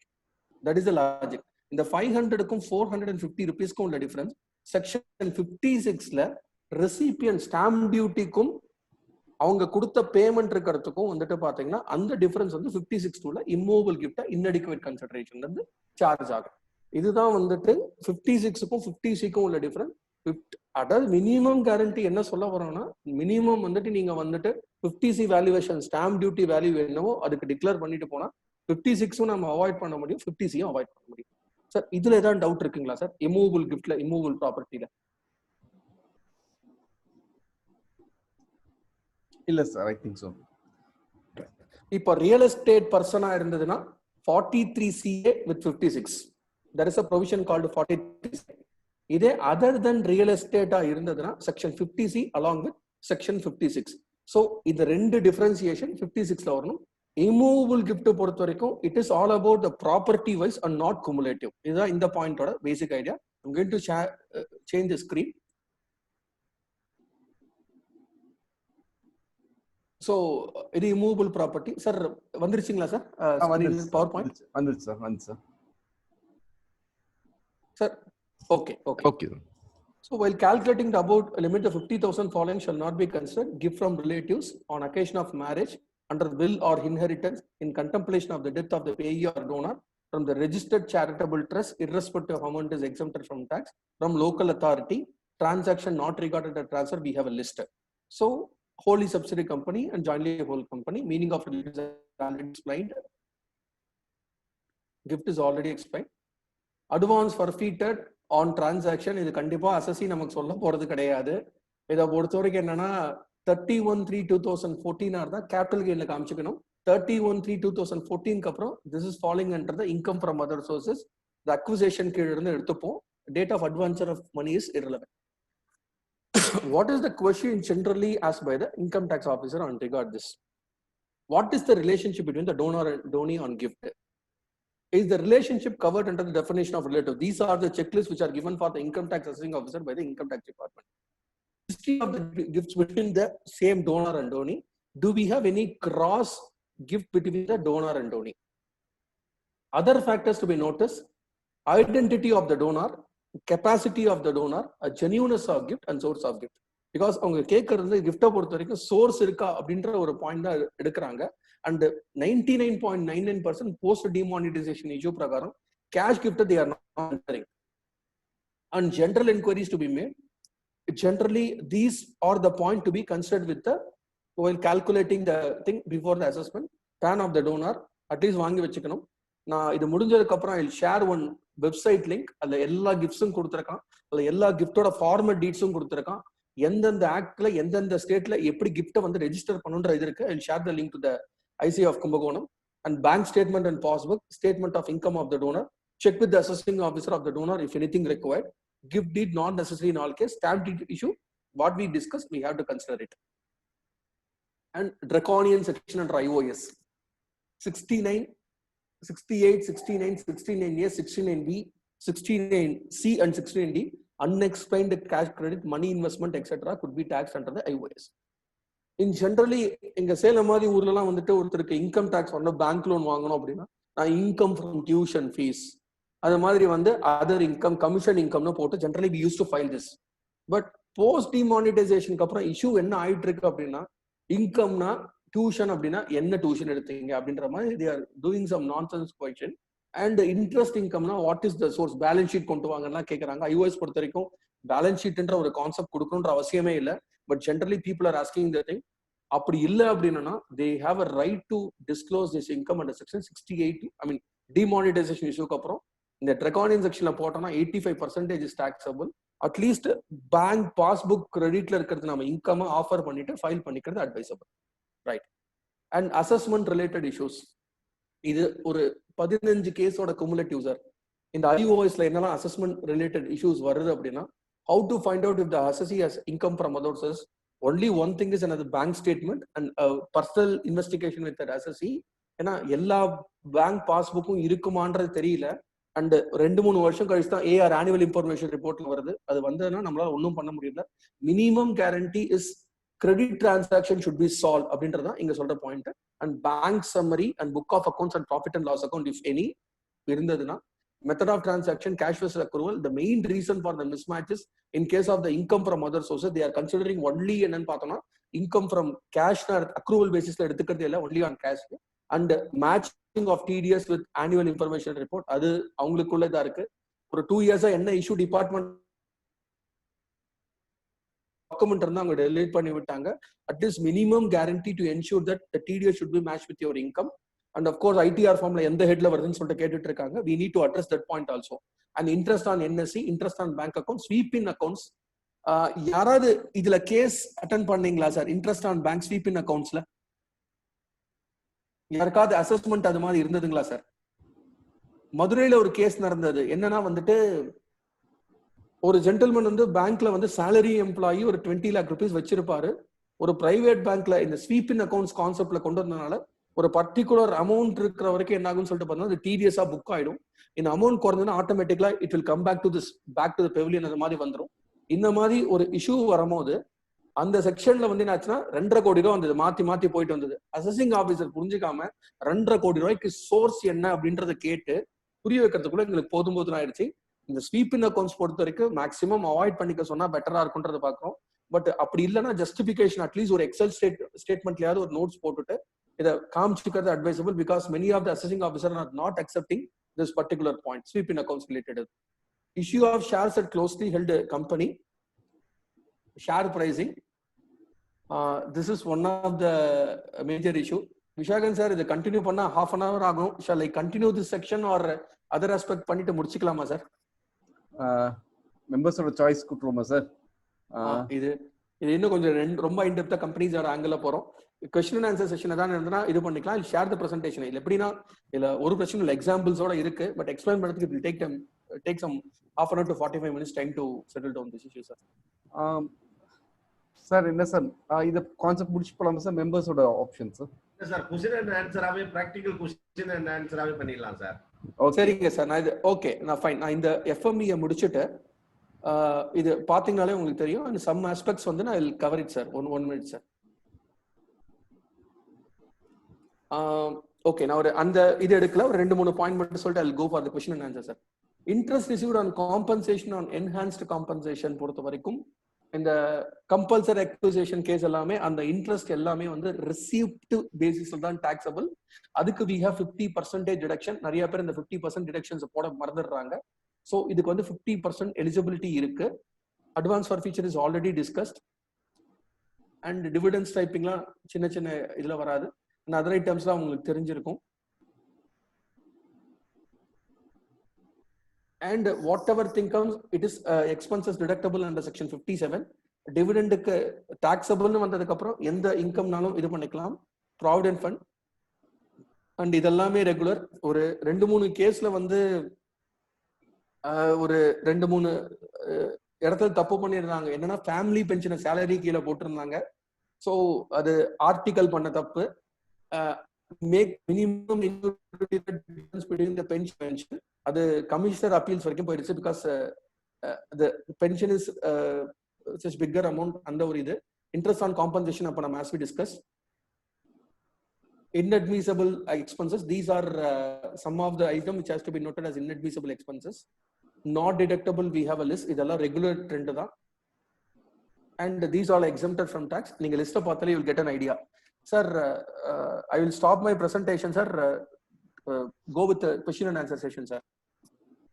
எந்த டவுட்ஸ் வேணாலும் கேளுங்க சார். என்னோட எக்ஸ்பீரியன்ஸ்க்கு என்ன இது இருக்கோ நான் கண்டிப்பா சொல்றேன். சப்போஸ் என்னால சொல்ல முடியலன்னா கண்டிப்பா நான் அதை பத்தி விசாரிச்சா நான் கண்டிப்பா try to explain sir. Please sir. Sir அந்த ப்ராப்பர்ட்டி சொன்னீங்களா சார்? ஆமாங்க சார். ப்ராப்பர்ட்டி சேலுக்கு வந்து கேபிட்டல் கெயின். Correct sir. அதே பர்ச்சேசர் விற்கிறார் அந்த 50Cக்கும் அந்த வேல்யூ இருக்கு பாத்தீங்களா சார் டிஃபரன்ஸ்? ஆமாங்க சார். அந்த பர்ச்சேசருக்கு வந்து அதாவது கேபிட்டல் கெயின் அதாவது அவரு இது ரியல் எஸ்டேட் கிடையாது. ஓகே. ஸோ அவருக்கு வந்து இன்கம் ஃப்ரம் அதர் சோர்சஸ்ல டாக்ஸ் வருது இல்லையா? வரும் சார். ஸ்டாம்ப் டியூட்டி வேல்யூ கீழே இருந்ததுன்னா இன்கம் ஃப்ரம் அதர் சோர்ஸ்ல வரும் சார். வரும். அது அப்ப வந்து நார்மல் டாக்ஸ்ல வந்துரும் இல்லையா? 10, 20, 30% அந்த நார்மல். ஆமா. இட் வில் நாட் கவர்ட்ன்றத ட்ராகோனியன் செக்ஷன் அது கீழே வராது. 69ல வராது. அந்த 85% அந்த இது வராது. ஆனா வந்து சார் எடுக்க முடியாது. அத என்னங்க சார் புரியல? இன்கம் ஃப்ரம் அதர் சோர்சஸ் வரதுனால நார்மல் டாக்ஸ்ல தான் போக வேண்டியதா இருக்கு. அந்த 20% கேபிட்டல் கெயின்ல வருதுல. ஆமா. அந்த மாதிரி எடுக்க முடியாதா? வராது சார். பிகாஸ் 111A இது ஆகாது. இது ரெகுலர் 112 டாக்ஸேஷன் இருந்தது சார். அந்த இன்னொரு டவுட், அந்த 50C சொல்றீங்க இல்லையா? ஆமாங்க சார். 50C வேல்யூஷன்ல வந்து 5% பஃபர் எதுவும் இருக்கா சார்? எஸ், பஃபர் மெத்தட் இருக்கு சார். ஆமா, பஃபர் மெத்தட் ஒன்னு இருக்கு. 5% ஆஃப் டிஃபரன்ஸ் இன் வேல்யூ. எக்ஸாக்ட்டா சொல்றேன் சார், ஒரே ஒரு நிமிஷம். என்னன்னா sir, for a consideration the stamp duty value as exceeds the consideration if amount excess in more than the higher of the following amounts sir.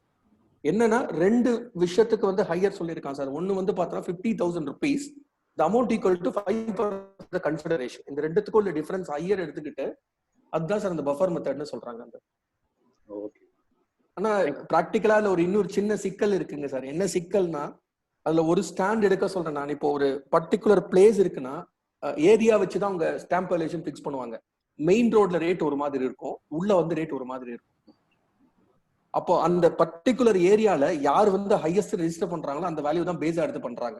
Sometime declaration certificate அந்த registrar கிட்ட வாங்கிட்டு வந்தோம்னா பின்னாடி ஏதாவது இஷ்யூ வந்ததுன்னா நமக்கு அது கன்வீனியன்டா இருக்கும் சார். நமக்கு அந்த இவ்வளவு வேல்யூ இல்ல, ஸ்டாம்ப் டியூட்டி வேல்யூ இல்லைன்னு சொல்லி சில இடத்துல ஸ்டாம்ப் டியூட்டி வேல்யூ ரொம்ப அதிகமா இருக்கும், ஆனா ரியலாவே அந்த வேல்யூ போகாது. அப்போ வந்து try to get certificate from register valuer. அப்படி இல்லைன்னா நம்மளோட ரெஜிஸ்டர் ஆஃபீஸ்ல யாராவது இந்த வேல்யூல போகல அப்படின்ற மாதிரி சர்டிபிகேட் இன்ஃப்ளூயன்ஸ் பண்ணி வாங்க முடிஞ்சதுன்னா அது ஒரு சப்போர்ட்டிவ் டாக்குமெண்டா வச்சுக்கலாம் regarding movable property sir. Okay sir, thank you sir. 4 லட்சத்துக்கு சப்ரிஜிஸ்டார் வேல்யூ சார். 4 லட்சத்துக்கு சார் சப்ரிஜிஸ்டார் வேல்யூ. ஓகே. 5 லட்சத்துக்கு டாக்குமெண்ட் போட்டிருக்காங்க. சரிங்க சார். 5 லட்சம் கன்சிடரேஷன் வாங்கிட்டதாக. Okay sir. அந்த 1 lakh வந்து ஆஸ் பர் யுவர் இது வந்து இன்கமா வருது. கரெக்ட். இல்ல ஷார்ட் டேர்ம் லாங் டேர்ம்ன்றது வரணும் இல்லையா? இல்ல இது வந்து இந்த இதுல ஹலோ இன்கமா வருது. என்ன சார் புரியல? சொல்றது வேல்யூ ரிவர்ஸ்ல வேல்யூ கூட போடுற மாதிரி சொல்றாங்க. ஆமா ஆமா ஆமா, வேல்யூ அப்ப whichever is higher தான் சார் எடுத்துப்போம். இப்போ guideline value 4 lakhs, stamp value வந்து இது document value 5 lakhs. there is no issue. there is no issue at all. நாமளே ஹையரா டிக்ளேர் பண்ணிட்டோம். ஹையரா டிக்ளேர் பண்ணும்போது எந்த பிரச்சனையும் நான் சொல்றது ரிவர்ஸா சொல்றேன். எப்படி ரிவர்ஸ்னா எப்படி? அசசிங் இது சப்ரிஜிஸ்டார் வேல்யூ 4 லட்சம். சரிங்க சார். 5 லட்சம் நான் வந்து கன்சிடரேஷன். சரிங்க sir. No problem. No problem sir. Assessee வந்து 5 லட்சம் கேபிட்டல் கெயின்ஸ் கட்டணும். 5 லட்சத்துக்கு இது எடுத்து. ஆமா ஆமா, சேல் கன்சிடரேஷன் அங்க பாக்கும்போது whichever is higher னு எடுத்துப்போம். ஆபீசர் லோயர் சப்ரிஜிஸ்டார் வேல்யூ இருந்து ஹையர் ரிசீவ் பண்ணிட்டேன்னு சொன்னதுக்கு அப்புறம் क्वेश्चन ஆஃப் திஸ் திங் என்ன, ரெண்டு பேரும் அக்ரீட் ஃபார் 5 lakhs. நான் சேல் பண்ண 5 lakhs வாங்கிட்டாங்க 5 lakhs சொன்னதுக்கு அப்புறம் அது ஸ்டாம்ப் வேல்யூ கம்மியா இருக்கிறப்ப there is no issue. Negative point தான் சொல்றான் அந்த டெஃபினிஷன். அதுக்கு கீழே போக கூடாதுன்றான். அதுக்கு மேல நீ எவ்வளவு வேணாலும் கொடுத்துக்கோ, கவர்மெண்ட்டுக்கு டாக்ஸ் கட்ட தயார்னா நோ ப்ராப்ளம் அப்படின்றதால தான் whichever is higherன்ற பாயிண்ட் நாம எடுத்துக்கிறோம் சார், வேற ஒண்ணும் இல்ல. அதாவது ரெஜிஸ்டரிங் அத்தாரிட்டியுடைய வேல்யூக்கு கம்மியா கன்சிடரேஷன் போட்டால் 50C will be applicable. exactly yes, செல்லரோட ஆங்கிள் 50C applicable, பையரோட angle 56 applicable. Okay okay, thank you sir. Right sir, thank you sir. Sir சொல்லுங்க சார். 80 TTB ல சீனியர் சிட்டிசன் அந்த 50,000 போஸ்ட் ஆபீஸ் இன்ட்ரெஸ்ட் எடுக்கலாம். வரும் sir, applicable sir. Yes sir. அவன் any interest அவன் any interest கொடுத்துட்டான் sir. அவன் 50,000 வரணும் எடுத்துக்கலாம். எனி இன்ட்ரெஸ்ட்ன்ற 80 TTB ல டெபாசிட்ஸ் தான் கொடுத்திருக்கான். ஒரே நிமிஷம் சார், நான் கையோட சொல்லிடுறேன். ஒரே நிமிஷம் சார். NBFC டெபாசிட்ஸ் வருமா? இல்ல போஸ்ட் ஆபீஸ் இன்ட்ரெஸ்ட் வந்து banks, cooperative society, post office post office deposit வந்து டெபாசிட் கிடையாதுங்களா? இல்ல அவர் SBI டெபாசிட்டான்னு கேக்குறாரு. SBI டெபாசிட் வந்து டெபாசிட் சேவிங்ஸ் டெபாசிட் தானே அது. இல்ல 80 TTA ல ஃப்ரீக்வென்சி வேற. RDயும் டெபாசிட் தான், FDயும் டெபாசிட் தான், SBயும் டெபாசிட் தான். நீங்க ஒரு மாதிரி இன்டர்பிரட் பண்ணலாம். நான் சிட்டிசன் பண்ணனும். இல்ல 3 டெபாசிட்ங்கற deposit number of times withdraw பண்ணலாம். அதுல வந்து ரெஸ்ட்ரிக்டட் வித்ட்ராயல்ஸ் FDக்கு அவ்வளவுதானே. ஜஸ்ட் அந்த செக்ஷனை பாத்துருவோமே. இல்ல நான் அதை எடுத்துட்டு இருக்கேன் சார். ஒரே நிமிஷம். Deposit includes SB account. Yes, நீங்க சொல்றது சண்முகம் சார், நீங்க சொல்றதா கரெக்டா இருக்கும். ஒரு செக் பண்ணிக்குவோம். இல்ல சார், சீனியர் சிட்டிசனுக்கு அது உண்டு சார். போஸ்ட் ஆபீஸ் SBI அக்கவுண்ட்டும் சேர்த்து எடுத்து தான் 80 TTB அப்ளை பண்ணோம். 80 TTB ல 3 பாயிண்ட் வந்து 4 கிளாஸ் கொடுக்குறான் சார். ஒன்னு வந்து பார்த்தோம்னா பேங்கிங் ரெகுலேஷன் ஆக்ட்ல ரெஜிஸ்டர் பண்ணது, any including any banking company, bank R banking institution சொல்லியிருக்கான். ரெண்டாவது வந்து கோஆபரேட்டிவ் சொசைட்டி சொல்லியிருக்கான். Cooperative society including cooperative land mortgage bank and cooperative development bank சொல்லியிருக்கான். மூணாவது கிளாஸ் வந்து பாத்தீங்கன்னா போஸ்ட் ஆஃபீஸ் சொல்லியிருக்கான். அவங்க செக்ஷன் பண்றது இன்ட்ரெஸ்ட் ஆன் டெபாசிட்னு சொல்லியிருக்கான். சரகோப்பன் சார், உங்க டவுட் அதுதானே சார்? சேவிங்ஸ் பேங்க் டெபாசிட் அதுல வருமா அப்படின்றது இருக்கு. ஆக்டிஸ் என்ன பொறுத்த வரைக்கும் நான் ஒரு ப்ராக்டிக்கலா ஒன்று அப்ளை பண்ணும்போது அது எடுத்துட்டது சார். நான் செக் பண்ணிட்டு உங்களுக்கு சொல்றேன் சார் இந்த பாயிண்ட். தேங்க்யூ. டெபாசிட் மீனிங்ல சேவிங் டெபாசிட் வருமான்றது உங்களுக்கு क्वेश्चन. இல்ல சேவிங் சார், நான் சீனியர் சிட்டிசனுக்கு 80 TTA வந்து சேவிங்ஸ் பேங்க்னு சொல்லிட்டான் 10,000. கரெக்ட். அப்ப நேச்சுரலி அது 80 TTB ல சொல்லல. Correct. So you have to include SB interest also along with FD interest and claim 80 TTB. நான் கரெக்ட் சார், நானும் அந்த பாயிண்ட் தான் சொல்றேன். பட் கன்ஃபார்ம் பண்ணி சொல்லிடுறேன், நான் வேற ஒன்றும் இல்லை. Okay okay, thank you sir. ஷூரா எடுத்துக்கலாம், என்ன பொறுத்த வரைக்கும் எடுத்துக்கலாம். அப்படிதான் ஒரு கேஸ் ஃபைல் பண்ண மாதிரி ஞாபகம் இருக்கு. பட் இதெல்லாம் செக் பண்ணிட்டு சொல்லிடுறேன் சார். அது அந்த ஒரு பாயிண்ட் கொஞ்சம் எடுத்துட்டு தான் இருக்காங்க. எல்லாரும் எடுத்துட்டு தான் இருக்காங்க. எடுத்துட்டு தான் சார் இருக்காங்க. வேர்டிங் வந்து கரெக்ட்டா இல்ல. ஆன் இன்ட்ரெஸ்ட் ஆன் டெபாசிட் நம்மோது டெபாசிட் நம்மோது which is inclusive of savings. என்ன இன்டர்பிரேஷன் எடுக்கலாம்னா சார், இன்ட்ரெஸ்ட் फ्रॉम பேங்க்கும் இன்ட்ரெஸ்ட் फ्रॉम டெபாசிட்டும் வேற வேற. மறுபடியும் சொல்லுங்க சரகோபன். நோ இன்ட்ரெஸ்ட் फ्रॉम பேங்க்கும் இன்ட்ரெஸ்ட் ஆன் டெபாசிட் வேற. இன்ட்ரெஸ்ட் फ्रॉम பேங்க் எதுக்கு வருது? SBI அக்கவுண்ட் எதுல இருந்து வருது சார்? ஆலார் ஒண்ணந்த சேம் தான் சார். சொல்லுங்க, எதுல இருந்து வருது? பேங்க் எதுக்கு இன்ட்ரெஸ்ட் வருது?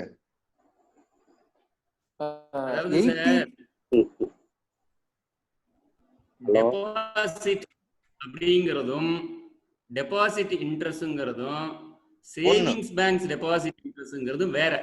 Technically is different. இல்ல interest paid on SB account, interest paid on RD account, interest paid on FD account one another same. only வந்து மெச்சூரிட்டியோ இல்ல ட்ரீட்மெண்டே வேற. உங்களுக்கு அக்கவுண்ட்ஸ்ல கரண்ட் அக்கவுண்ட் இன்ட்ரெஸ்ட் கிடையாது, SB account இன்ட்ரெஸ்ட் உண்டு. TTA ல ஏன் அப்படி சொல்றான்? SB இன்ட்ரெஸ்ட் மட்டும் தான் சொல்றான். SB account வந்து இல்ல SB account இன்ட்ரெஸ்ட்க்கு வந்து டெபாசிட்டா இல்லையான்னு முதல்ல கிளாரிஃபை பண்ணுங்க. Is SB account savings bank account is deposit or not? பேங்க்ல வந்து டெபாசிட்ல காமிக்கிறீங்களா இல்லையா? நீங்க பேலன்ஸ் ஷீட்ல SB அக்கவுண்ட் டெபாசிட்ல காமிக்கிறீங்களா இல்லையா? பேங்க் அக்கவுண்ட்ல காட்டுறோம் சார். டெபாசிட் அக்செப்டன்ஸ் டெபாசிட்ல காமிக்க எங்க காமிக்கிறோம்? பேங்க்ல காட்டுறோம். அதுக்கு ஏன் பேங்க்ல அக்செப்டன்ஸ் டெபாசிட் தானே அது? இல்ல ஏன் TDS பிடிக்கிறது இல்ல? அதுக்கு SB அக்கவுண்ட் இன்ட்ரெஸ்ட் ஏன் TDS பிடிக்கல? டெபாசிட் தானே. இல்ல TDS RD கூட தான் முன்னாடி இல்லாம இருந்துச்சு. இல்ல TDS RD கூட இல்லாம இருந்துச்சு 2 வருஷத்துக்கு முன்னாடி. இப்ப ஆர்டிக்கு உண்டா? உண்டு 2014 இருந்தே உண்டு. 1/6/2015 15 அதுல இருந்து உண்டு. ஆர்டி கொண்டு வந்துட்டாங்க. அசஸ்மென்ட் இயர் வந்துட்டு 1560 1617 அப்ப இருந்து வந்து not pretty sure. NBFC sir sir NBFC பொறுத்த வரைக்கும் கிளைம் பண்ணலாம் சார். சார் சார் என்பிஎஃப்சி அப்படின்றது பாத்தீங்கன்னா ஒரு எக்ஸாம்பிள் சொல்ல முடியுமா? இப்ப பிகாஸ் ஈகோடாஸ் இல்ல சுந்தரம் ஃபைனான்ஸ் வந்து டெபாசிட்ஸ் அதே மாதிரி benefit funds Kumbakonam mutual benefit fund அது மாதிரி. சார் என்னோட பர்சனல் இன்டர்பிரேஷன் வந்து சார் என்னோட பர்சனல் இன்டர்பிரேஷன் வந்து sir 80 TTB will apply sir. என்ன ரீசன்னா அவன் எனி டெபாசிட்ன்ற வேர்டு தான் கொடுத்துருக்கானே வழியா there is no such classification for savings deposit RD deposit அப்படின்லாம் கொடுக்கல. ஒரு சீனியர் சிட்டிசனுக்கு பெனிஃபிட் பண்ணணும் அப்படின்றதுக்கோசம் வட்டியில தான் உங்களுக்கு இன்கமா இருக்கும், வட்டி இன்கம் இருக்கிறதுனால அத பெனிஃபிட் கொடுக்கணும் அப்படின்ற ஒரு ஆங்கிள் மட்டும் தான் அவங்க என்ன சொல்லிருக்காங்கன்னா 3 கிளாசிஃபிகேஷன் தான் இருக்கு சார். 80 TTAலயே 3 கிளாசிஃபிகேஷன் தான் சார் இருக்கு.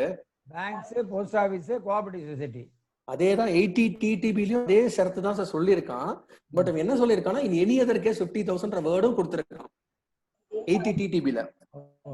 80 TTB எண்டிங்ல போஸ்ட் ஆபீஸ் சேவிங்ஸ் முடிஞ்சதுக்கு அப்புறம் 2 நோட்ஸ் கொடுத்துருக்காங்க. இந்த 2 நோட்ஸ்ல வந்து பாத்தீங்கன்னா என்ன எக்ஸாக்டா நான் படிக்கிறேன் பாருங்களேன். therefore in accordance with the subject of the provision shall be allowed not exceeding 50,000 the whole of the amount in any other case 50,000 கொடுத்திருக்கான். அப்ப என்பிஎஃப்சியும் நான் சீனியர் சிட்டிசனுக்கு எடுத்துக்க முடியும்ன்றது என்னோட பர்சனல் இன்டர்பிரேஷன். ஏன்னா ஏன் என்பிஎஃப்சி எடுத்துக்கலாம்னா கிளாஸ் ஏல 80 TTBல அவன் என்ன வார்த்தை சொல்லியிருக்கான்னா எக்ஸாக்டா சொன்னா including banking R bank institution சொல்லியிருக்கான். என்பிஎஃப்சி வந்து பேங்கிங் இன்ஸ்டிடியூஷன் 51 ஆஃப் ஆர்பிஐ ஆக்ட்ல வரதுனால சப்போஸ் அப்ப வரலன்னா எடுத்துக்க முடியாது சார். அதை செக் பண்ணுமா? அப்ப ஆர்பிஐ வராது. அப்ப சார் என்பிஎஃப்சி வராதுன்னா அப்ப லைசன்ஸ் வந்து ஆர்பிஐ தானே சார் கொடுக்குறாங்க உங்களுக்கு? என்பிஎஃப்சி வரும், சுந்தரம் ஃபைனான்ஸ், சோழமண்டலம் ஃபைனான்ஸ் வரும், பெனிஃபிட் ஃபண்ட்ஸ் வராது. நான் சொல்றது என்பிஎஃப்சில கவர் ஆயிருக்கிற ஃபண்ட் வந்துட்டு வரும் sir. Sir Kumbakonam benefit fund என்பிஎஃப்சில வருது சார். கண்டிப்பா வரும் sir. Kumbakonam benefit fund NBFC sir கண்டிப்பா ஆர்பிஐல தான் வர்றாங்க. ஆர்பிஐ கண்ட்ரோல்ல கிடையாதுங்க சார். 10-20 வருஷம் ஆச்சு ஆர்பிஐ கண்ட்ரோல்ல இருந்து வெளில போய். பேங்கிங் ரெகுலேஷன் ஆக்டா ஆர்பிஐ கண்ட்ரோலா? அந்த வேர்ட் இன்னொரு படிங்க. ரெண்டும் கிடையாது. பேங்க் படிங்களா இன்னொரு சார்? சங்கர் சார் படிங்க. எனக்கு ஒரே ஒரு சின்ன டவுட். என்பிஎஃப்சி சர்டிபிகேட் இல்லைன்னா ஜெனரல் பப்ளிக் கிட்ட நான் இது பண்ண முடியாது. எக்ஸப்ட் வந்து பாத்தீங்கன்னா நிதி கம்பெனி தவிர யாராலையும் வந்துட்டு பைசா கலெக்ட் பண்ண முடியாது. எம்சிஏ வந்து ரெகுலேட் பண்ணி ஆர்பிஐல இருந்து அவுட் ஆஃப் ஃபோக்கஸ். ஆர்பிஐக்கும் பெனிஃபிட் ஃபண்ட்ஸ்க்கும் எந்த விதமான சம்பந்தமும் கிடையாது. No forms we are filing, no registration we are obtaining. இல்ல நான் சொல்றது என்பிஎஃப்சி இருந்ததுன்னா நீங்க 80 TTBல கிளைம் பண்ணிக்கலாம் சார். இல்ல நிதி company call it as NBFC only. However, that NBFC is different. This one is different. Absolutely, yes, okay. Point கொஞ்சம் நல்லா பாருங்க சார். எந்த பாயிண்ட் சார்? 80 TTB சொல்றீங்க. 80 TTBல 50,000 plus ஒரே ஒரு பெனிஃபிட் ஃபண்ட் டைரக்டரா இருந்துட்டு போஸ்ட் ஆபீஸ் சொன்னீங்கல்ல? ஆமா சார். அப்ப 53,500 நீங்க அதுல கிளைம் பண்ணலாமான்னு சொல்லிட்டு கேக்குறீங்களா சீனியர் சிட்டிசனுக்கு? நீங்க வந்து 80 TTBயே போட வேண்டாம். நீங்க டைரக்டா என்ன பண்ணிக்கலாம்னு சொல்றேன்னா, நீங்க அப்ப நீங்க சீனியர் இது வந்து நீங்க 10-15ல நீங்க 3,500 போட்டுருங்க. இதுல 50,000 போட்டுக்கோங்க. நான் சாஃப்ட்வேர் ட்ரை பண்ணி பார்த்தா அக்செப்ட் பண்ணிக்குது சார். வின்மேன்ல வந்து Kumbakonam mutual benefit fund, town benefit ஃபண்ட்னு போட்டா எடுத்துக்குதே. வின்மேன் பொறுத்த வரைக்கும் என்னன்னு சொல்லிட்டு பார்த்தீங்கன்னா, வின்மேன் சாஃப்ட்வேர் சொல்ற கம்ப்யூட்டர் ஆக்ட்னு சொல்றேன். அதுல நீங்க என்ன டைப் பண்றீங்கன்றது இப்ப நீங்க XYZ கம்பெனின்னு போட்டு பாருங்க, அது எடுத்துக்கும். இல்ல அது உங்களுக்கு இது இருக்குல்ல, அதுக்கு டீடைல்ஸ் கொடுக்குற போய் அந்த விண்டோல தப்பா இருந்தா எடுத்துக்காது. இல்ல 3510 இல்ல 3500 சார் எனக்கு புரியல சார். அது sir it has to be shown directly under exempted income sir. அது 80 TTB ல காமிக்க முடியாது. 3500 அதுதான் சொல்றேன். 3500 coming under 10AA இல்ல 10-15ல காமிச்சிட்டு சொல்றேன் நான். அது 10-15ல எக்ஸம்ப்டட் இன்கம்ல காமிக்கணும். 80 TTB ல only 50,000 தான். அதான் 10,000. இல்ல சார் நான் அதுதான் சொல்றேன். இல்ல நான் அதுதான் சொல்றேன். சீனியர் சிட்டிசன் வேற, டாக்ஸபிள் டிடக்டபிள்ங்கிறது வேற, டிடக்ஷன் அலோவபிள்ங்கிறது வேற. Sir 2 point sir. இதுல என்னன்னா 80 TTA பொறுத்த வரைக்கும் 80 TTA கம் 10-13 வந்து என்ன இன்டர்பிரேஷன் பண்ணிருக்கானா, இங்க லிமிட் எக்ஸாக்ட் ஆச்சுன்னா 10-15ல லிமிட் எக்ஸாக்ட் ஆச்சுன்னா அதை நீங்க கொண்டு போய் எக்ஸாஸ்ட் ஆனதை கொண்டு போய் நீங்க 80 TTA ல காமிச்சுக்கோங்கன்னு சொல்றான். It includes 80 TTB also.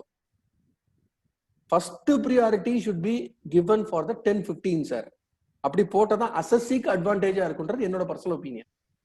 இப்ப நிறைய சேலரி ரிட்டர்ன்லங்க சார், இந்த 80Cல 1.5 lakhs மேல உள்ள நேஷனல் சேவிங் பென்ஷன் ஸ்கீம் இருக்குல்லங்க சார், அந்த 50,000 இல்ல இந்த பிஎஃப்ல வரதே நாங்க அதுல தான் தனியா காமிக்கிறோம் 80CCDல. ஆமா, the CCD clause 2 correct sir, perfect. அதுல கிளைம் பண்றோம். Correct sir, because section aligned in that way. எப்படின்னா ஃபர்ஸ்ட் நான் 10-15 நான் காமிச்சிட்டு அதுக்கு மேல எக்ஸாஸ்ட் ஆச்சுன்னா டிடிஏ டிடிபி காமிச்சுக்கோங்கன்றாங்க. TTA over exhausted. Yes exactly. அது எக்ஸாஸ்ட் ஆகல அப்படின்னும் போது நான் எதுல காமிச்சாலும் எனக்கு டசன்ட் மேக் சென்ஸ்னு சொல்ல வரேன் சார், வேற ஒண்ணும் இல்லை. நான் சொல்ல வந்த பாயிண்ட் அதான் சார். சாட் பாக்ஸ்ல விஸ்வநாதன் சார் क्वेश्चन கேட்டிருக்காங்க சார். ஒரு நிமிஷம் சார், ஒரு நிமிஷம் ஓபன் சார்.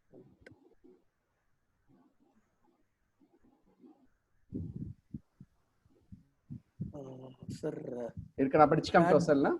இல்ல சாட் பாக்ஸ் எப்படி சார் ஓபன் பண்றதுல 6 ஆப்ஷன்ஸ் இருக்கு. மியூட், ஸ்டாப் வீடியோ, நானே படிச்சேன். சரிங்க sir. Settlement amount received by legal heirs of the retirement partner, is it taxable under IOS?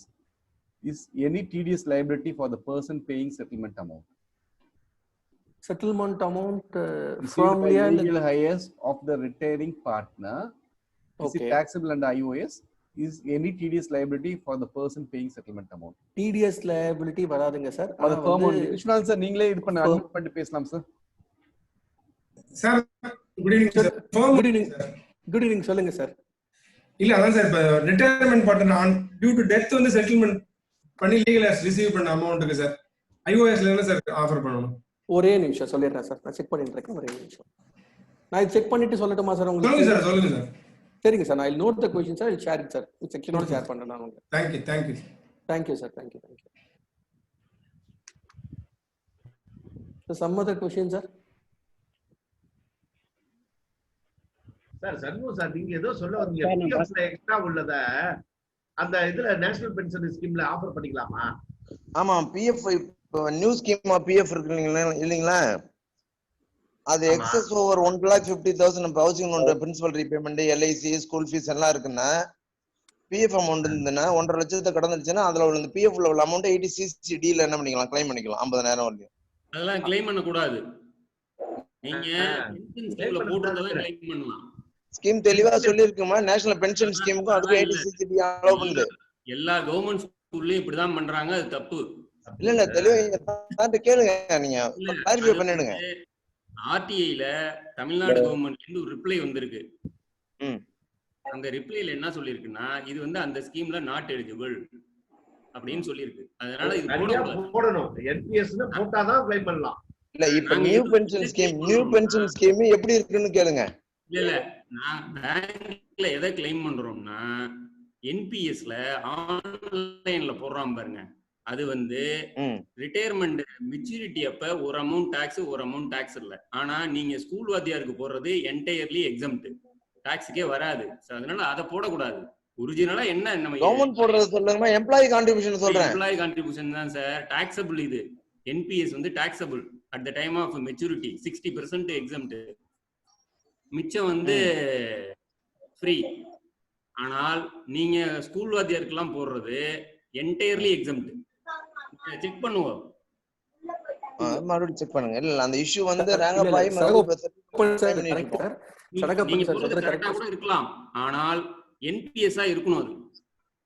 அது என்பிஎஸ் இருந்ததுன்னா நான் உங்களுக்கு எனக்கு பேச்சே இல்ல. இப்ப அப்ப நீங்க எதை கிளைம் பண்றீங்க சொல்லுங்க? இப்ப எந்த அமௌண்ட்டை கிளைம் பண்றீங்க? பிஎஃப்ல பணம் கட்டுறத, பிஎஃப் ஆக்ட் இப்ப மாறிடுச்சு, 2-3 வருஷமா என்ன ஆயிடுச்சு, ஸ்கீம் எக்ஸிஸ்டிங் ஸ்கீம்ல இருந்து ஷிஃப்ட் ஆயிருக்குது. ஆமா, 2004 டோட்டல் 80Cல 2 lakhs இருக்குன்னு வச்சுக்கோங்க.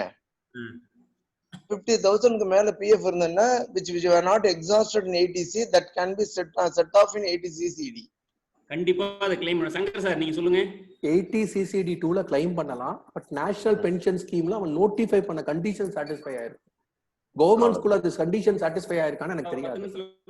இப்ப எக்ஸாம்பிள் பாத்தீங்கன்னா 2 லட்சம் ரூபாய் கட்டியிருக்கேன் அப்படின்னா 1.5 லட்சம் அதுல கட்டிருந்தா மீதி 50,000 ரூபாய் எக்ஸாஸ்ட் பண்ணிக்கலான்றது ஐசிஐ நோட்டிபிகேஷனும் கொடுத்திருக்காங்க. But the condition has to be satisfied. Condition என்ன கொடுத்திருக்காங்க, என்ன போட்டிருக்காங்கன்னு தெரியல, அதனால நான் சொல்ல முடியல இந்த விஷயம். பட் ஆனா பண்ண முடியும், 80CCD கிளாஸ் 2ல பண்ணலாம். செஞ்சுட்டு இருக்கோம், 3 வருஷமா ஃபைல் பண்ணிட்டு இருக்கோம். பட் அதுல என்ன அதுக்கு தான் வந்து இந்த வருஷம் இன்னும் குழப்பமா வரும். ஏன்னா சில பேர் வந்துட்டு இது கன்சாலிடேட் பண்றதே பெரிய விஷயமா இருக்கு சார். நான் எந்த எக்ஸம்ஷனும் கிளைம் பண்ண மாட்டேன் அப்படின்றது ஒரு சாராரும், இல்லடா கிளைம் பண்றேன்னு ஒரு சாராரும். இது நெக்ஸ்ட் இயர் சாலரி ஃபைலிங் ரொம்ப கன்ஃபியூஸா போகுது. எம்ப்ளாயரோட ஆங்கிள் ரொம்ப கஷ்டம் இது சீரியஸா. நாங்க ஒரு 10 பிரைவேட் லிமிடெட்க்கு பண்ணிட்டு இருக்கும் போது ஒருத்தர்கிட்ட அந்த டிக்ளரேஷன் வாங்குறதுக்குள்ள போதும் ஆகுது. அது இவென்ச்சுவலா ஸ்ப்ரெட் பண்ணி டிவைடட் பை 12 மந்த்ஸ்க்கு போட்டு பண்றதுக்குள்ள அது மார்ச் ஏப்ரல் பீரியட்ல எல்லாமே கன்சாலிடேட் பண்ணிட்டோம். அது பெரிய இஷ்யூ வந்து நிக்குது. பாப்போம், அது காலம் தான் பதில் சொல்லணும் அதுக்கெல்லாம். இல்ல இப்ப அதுல இன்னொரு டிராப் பேக் என்னன்னா அதுக்கப்புறம் சுவிட்ச் ஓவர் பண்ணிக்க முடியாதாங்க சார். இப்ப எனக்கு எதுவும் சேவிங்ஸ் இல்ல, ஹவுசிங் லோன் இல்ல, ரைட், ஐ அம் ஆப்டிங் நியூ டாக்ஸேஷன். 2 வருஷம் கழிச்சு ஹவுசிங் லோன் வருது, whether I can switch over? Sir year to year தான் சார் அது மாறுறது. ஒரு இயர்லி ஒன்ஸ் டிக்ளரேஷன் கொடுத்தா போறோம். இந்த declaration should be getting by the employer within April 30. Every year தான். ஏன்னா எனக்கு வருஷம் மாறுன்றதுனால நான் அதே ஸ்டாண்ட் எடுக்க முடியாது எல்லா வருஷமும் வந்தது. அடுத்த வருஷம் பட்ஜெட் போடுறப்ப இது இருக்குமான்னு தெரியாது, வேற ஸ்டாண்ட் கூட வச்சிருவாங்க. எக்ஸாக்ட்லி. இப்ப இருக்கிறது சார், இப்போ பிராக்டிக்கல் சாத்தியம் வந்து இல்ல நிறைய ப்ராப்ளம் இருக்கு சார். என்ன பிரச்சனைனா நாங்க பாக்குற கம்பெனிஸ்க்கு என்ன ப்ராப்ளம் நாங்க ஃபேஸ் பண்ணோம்னா, ஒரு எம்ப்ளாயி வந்து நான் நியூ ஸ்கீம்ல போறேன்னு சொல்லிட்டு இப்ப கவர்மெண்ட் நியூ ஸ்கீம்ல போறேன்னு சொல்லிட்டான். பிகாஸ் அந்த டைம்ல எனக்கு எந்த டிடக்ஷனும் கிடையாது. இப்ப கவர்மெண்ட் வந்து 7.5% வந்து லோன் கம்மியா கொடுக்கறதுனால சார் நான் இப்ப ஹவுசிங் லோன் போறேன், எனக்கு எக்ஸம்ஷன் கொடுங்கன்றான். நான் சும்மா மாத்திட்டு இருக்க முடியாது. நான் டாக்ஸ் பிளான் பண்ணி இவென்ச்சுவலா டிவைடட் பை 12 தான் டிடிஎஸ் பிடிச்சிட்டு இருக்கோம் நாங்க. அது பெரிய ராவடியா இருக்கு அந்த இடத்துல. அதுதான் பிராக்டிக்கல் சேலஞ்சஸ் இதுல நிறைய இருக்கு. ஆனா டிக்ளரேஷன் பொறுத்த வரைக்கும் இயர்லி ஒன்ஸ் டிக்ளரேஷன் தான் சார். அது மாத்திக்கலாம் அடுத்த வருஷம் தான்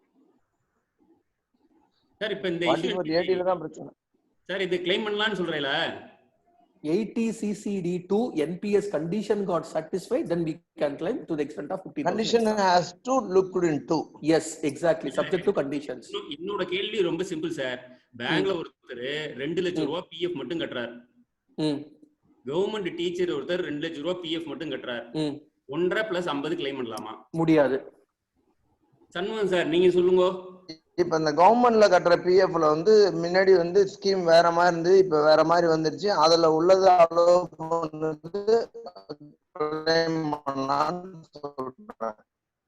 ஓகே, நம்ம நேரா பேசிக்குவோம். டிவி பத்தி எனக்கு தெரியல.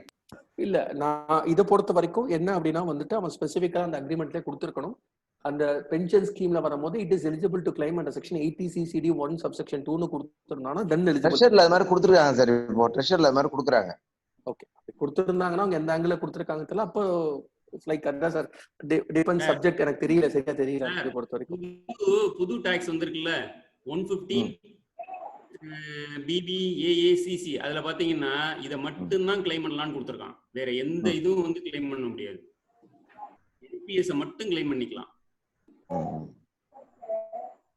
அதுதான் சொல்ல வந்தேன். அந்த டிக்ளரேஷன் வரும்போது அதுலதான் பெரிய கன்ஃபியூஷன் வர போறதுன்னு சொல்ல வரேன் நான். இவங்க நம்ம ஒரு 9 ஐட்டம்ஸ் இந்த டிசோலபிள் இருந்ததுல இதுவும் டிசோலபிள்ஸ்ல வருதுன்னு சொல்றீங்க. அதானே? இல்ல அந்த விஷயம் வேற. இல்ல எதை கிளைம் பண்ணலாம்ங்கிறதுக்கு அந்த புது ஸ்கீம். ஆமா, எந்தெந்த சேவிங்ஸ்லாம் அலோவபிள் இல்லன்னா எந்த சேவிங்ஸ் தான் அலோவபிள் இல்லையா? அதுல எடிசி மட்டும் அலோவட். அதெல்லாம் ஒண்ணு அலோவட். அதான் அந்த NPS.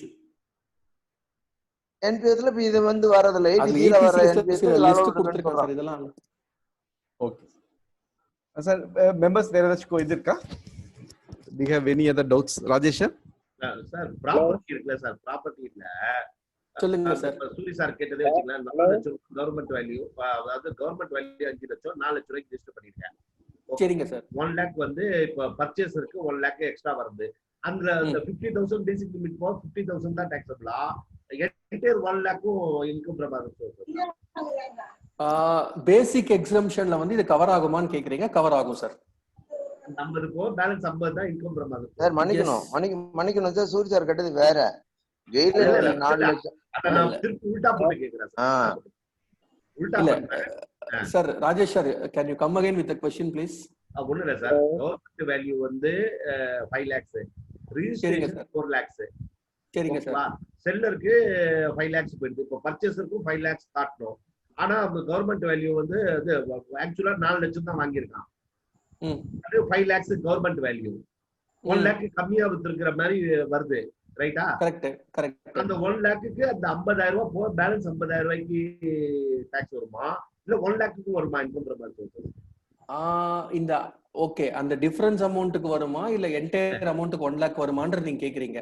ஆமா 1 lakhக்கு வரும் சார். ஒரே நிமிஷம் சொல்லிடுறேன் சார், ஒரே நிமிஷம் சார் சொல்லிடுறேன் நான், ஒரு நிமிஷம். அந்த 50,000 பேசிக் எக்ஸம்ஷன் கிடையாது, ஃபுல் 1 lakhக்கு வரும். The entire amount is chargeable to tax sir. 50,000 வரைக்கும் எக்ஸம்ஷன், அதுக்கு மேல இருந்தா ஃபுல் அமௌண்ட்டுக்கும் வரும். Full amount chargeable to tax. நான் சொல்றேன்னு சொல்லிருந்தேன்ல sir, full amount chargeable to tax sir. Sir அப்ப நீங்க அடிக்குவேட்னு ஒண்ணு சொன்னீங்களே சார், அது இல்ல கிளாஷ்ல ஆகல. நான் என்னன்னு சொல்றேன், inadequate நீங்க 4 க்கும் 5 lakhsக்கு உள்ள டிஃபரன்ஸ் இருக்கு இல்லையா? 1 lakh இருக்கு இல்லையா? If that amount exceeding 50,000 வந்துருச்சு இல்லையா? ஆமா. Then the entire amount is chargeable to tax ன்றதா பாயிண்ட். பட் இப்போ நீங்க கேஷ் மட்டும் தான் 50 lakhsக்கு மேல டாக்ஸ், 50,000 மேல கேஷ். அதுக்கு தான் நான் எக்ஸ்பிளைன் பண்ணேன். as far as cash is concerned என்னன்னு சொல்லிட்டு பாத்தீங்கன்னா, more than 50,000 என்டையர். ஆமா, yes exactly. இது ப்ராப்பர்ட்டி இல்ல, அதுதான் கேஷ்க்கு வந்து inadequate consideration, adequate consideration அப்படின்றத கிளாசிஃபை பண்ண முடியாது. ஆனா ப்ராப்பர்ட்டிக்கு நான் இந்த மாதிரி கன்சிடரேஷன் கிளாசிஃபை பண்ண முடியுன்றது என்னோட ஸ்டாண்ட் சார், வேற ஒண்ணும் இல்ல. இப்போ கேஷ்னா ஒரே there is no such classification on cash, but movable and immovable property பொறுத்த வரைக்கும் நம்ம கிளாசிஃபை பண்ண முடியும்னு சொல்றேன் நான். Sir okay sir. சார் நம்ம செஷன்ஸ்க்கு இது பண்ணிக்கலாமா sir? Okay sir. Sir thank you all members of Kumbakonam, thanks for the great opportunity. இதான் இருந்ததுன்னா கேளுங்க. in extent of knowledge and இது பண்றேன். I am blessed to have you people to have a conversation. Sure sir. Venkatesan sir. Sir நான் சில பேருக்கு miss பண்ணிட்டேன். Rajesh sir கேட்ட क्वेश्चन எல்லாமே நான் உங்களுக்கு அனுப்புறேன் சார். நான் உங்களுக்கு அப்புறம் 2-3 क्वेश्चन கேட்டாங்க. அந்த क्वेश्चनக்கு எல்லாத்துக்கும் நான் ஆன்சர் பண்றேன். நீங்க மெம்பர்ஸ்க்கு கொஞ்சம் ஷேர் பண்ணிடுங்க சார் ப்ளீஸ். வெங்கடேசன் சார் ஒளிஞ்சிட்டே இருந்து சிதம்பரத்துல இருந்து வெளியில வரதுக்கு இவ்வளவு நாளே ஆகுது. வந்துட்டார் சார். வந்தாச்சு sir. Hello, you can proceed sir. Venkatesan sir. Yes sir, yes sir, yes sir. Hello, am I audible sir? Yes sir, yes sir, yes sir, yes sir. Yeah. Thank you sir, thank you chairman sir.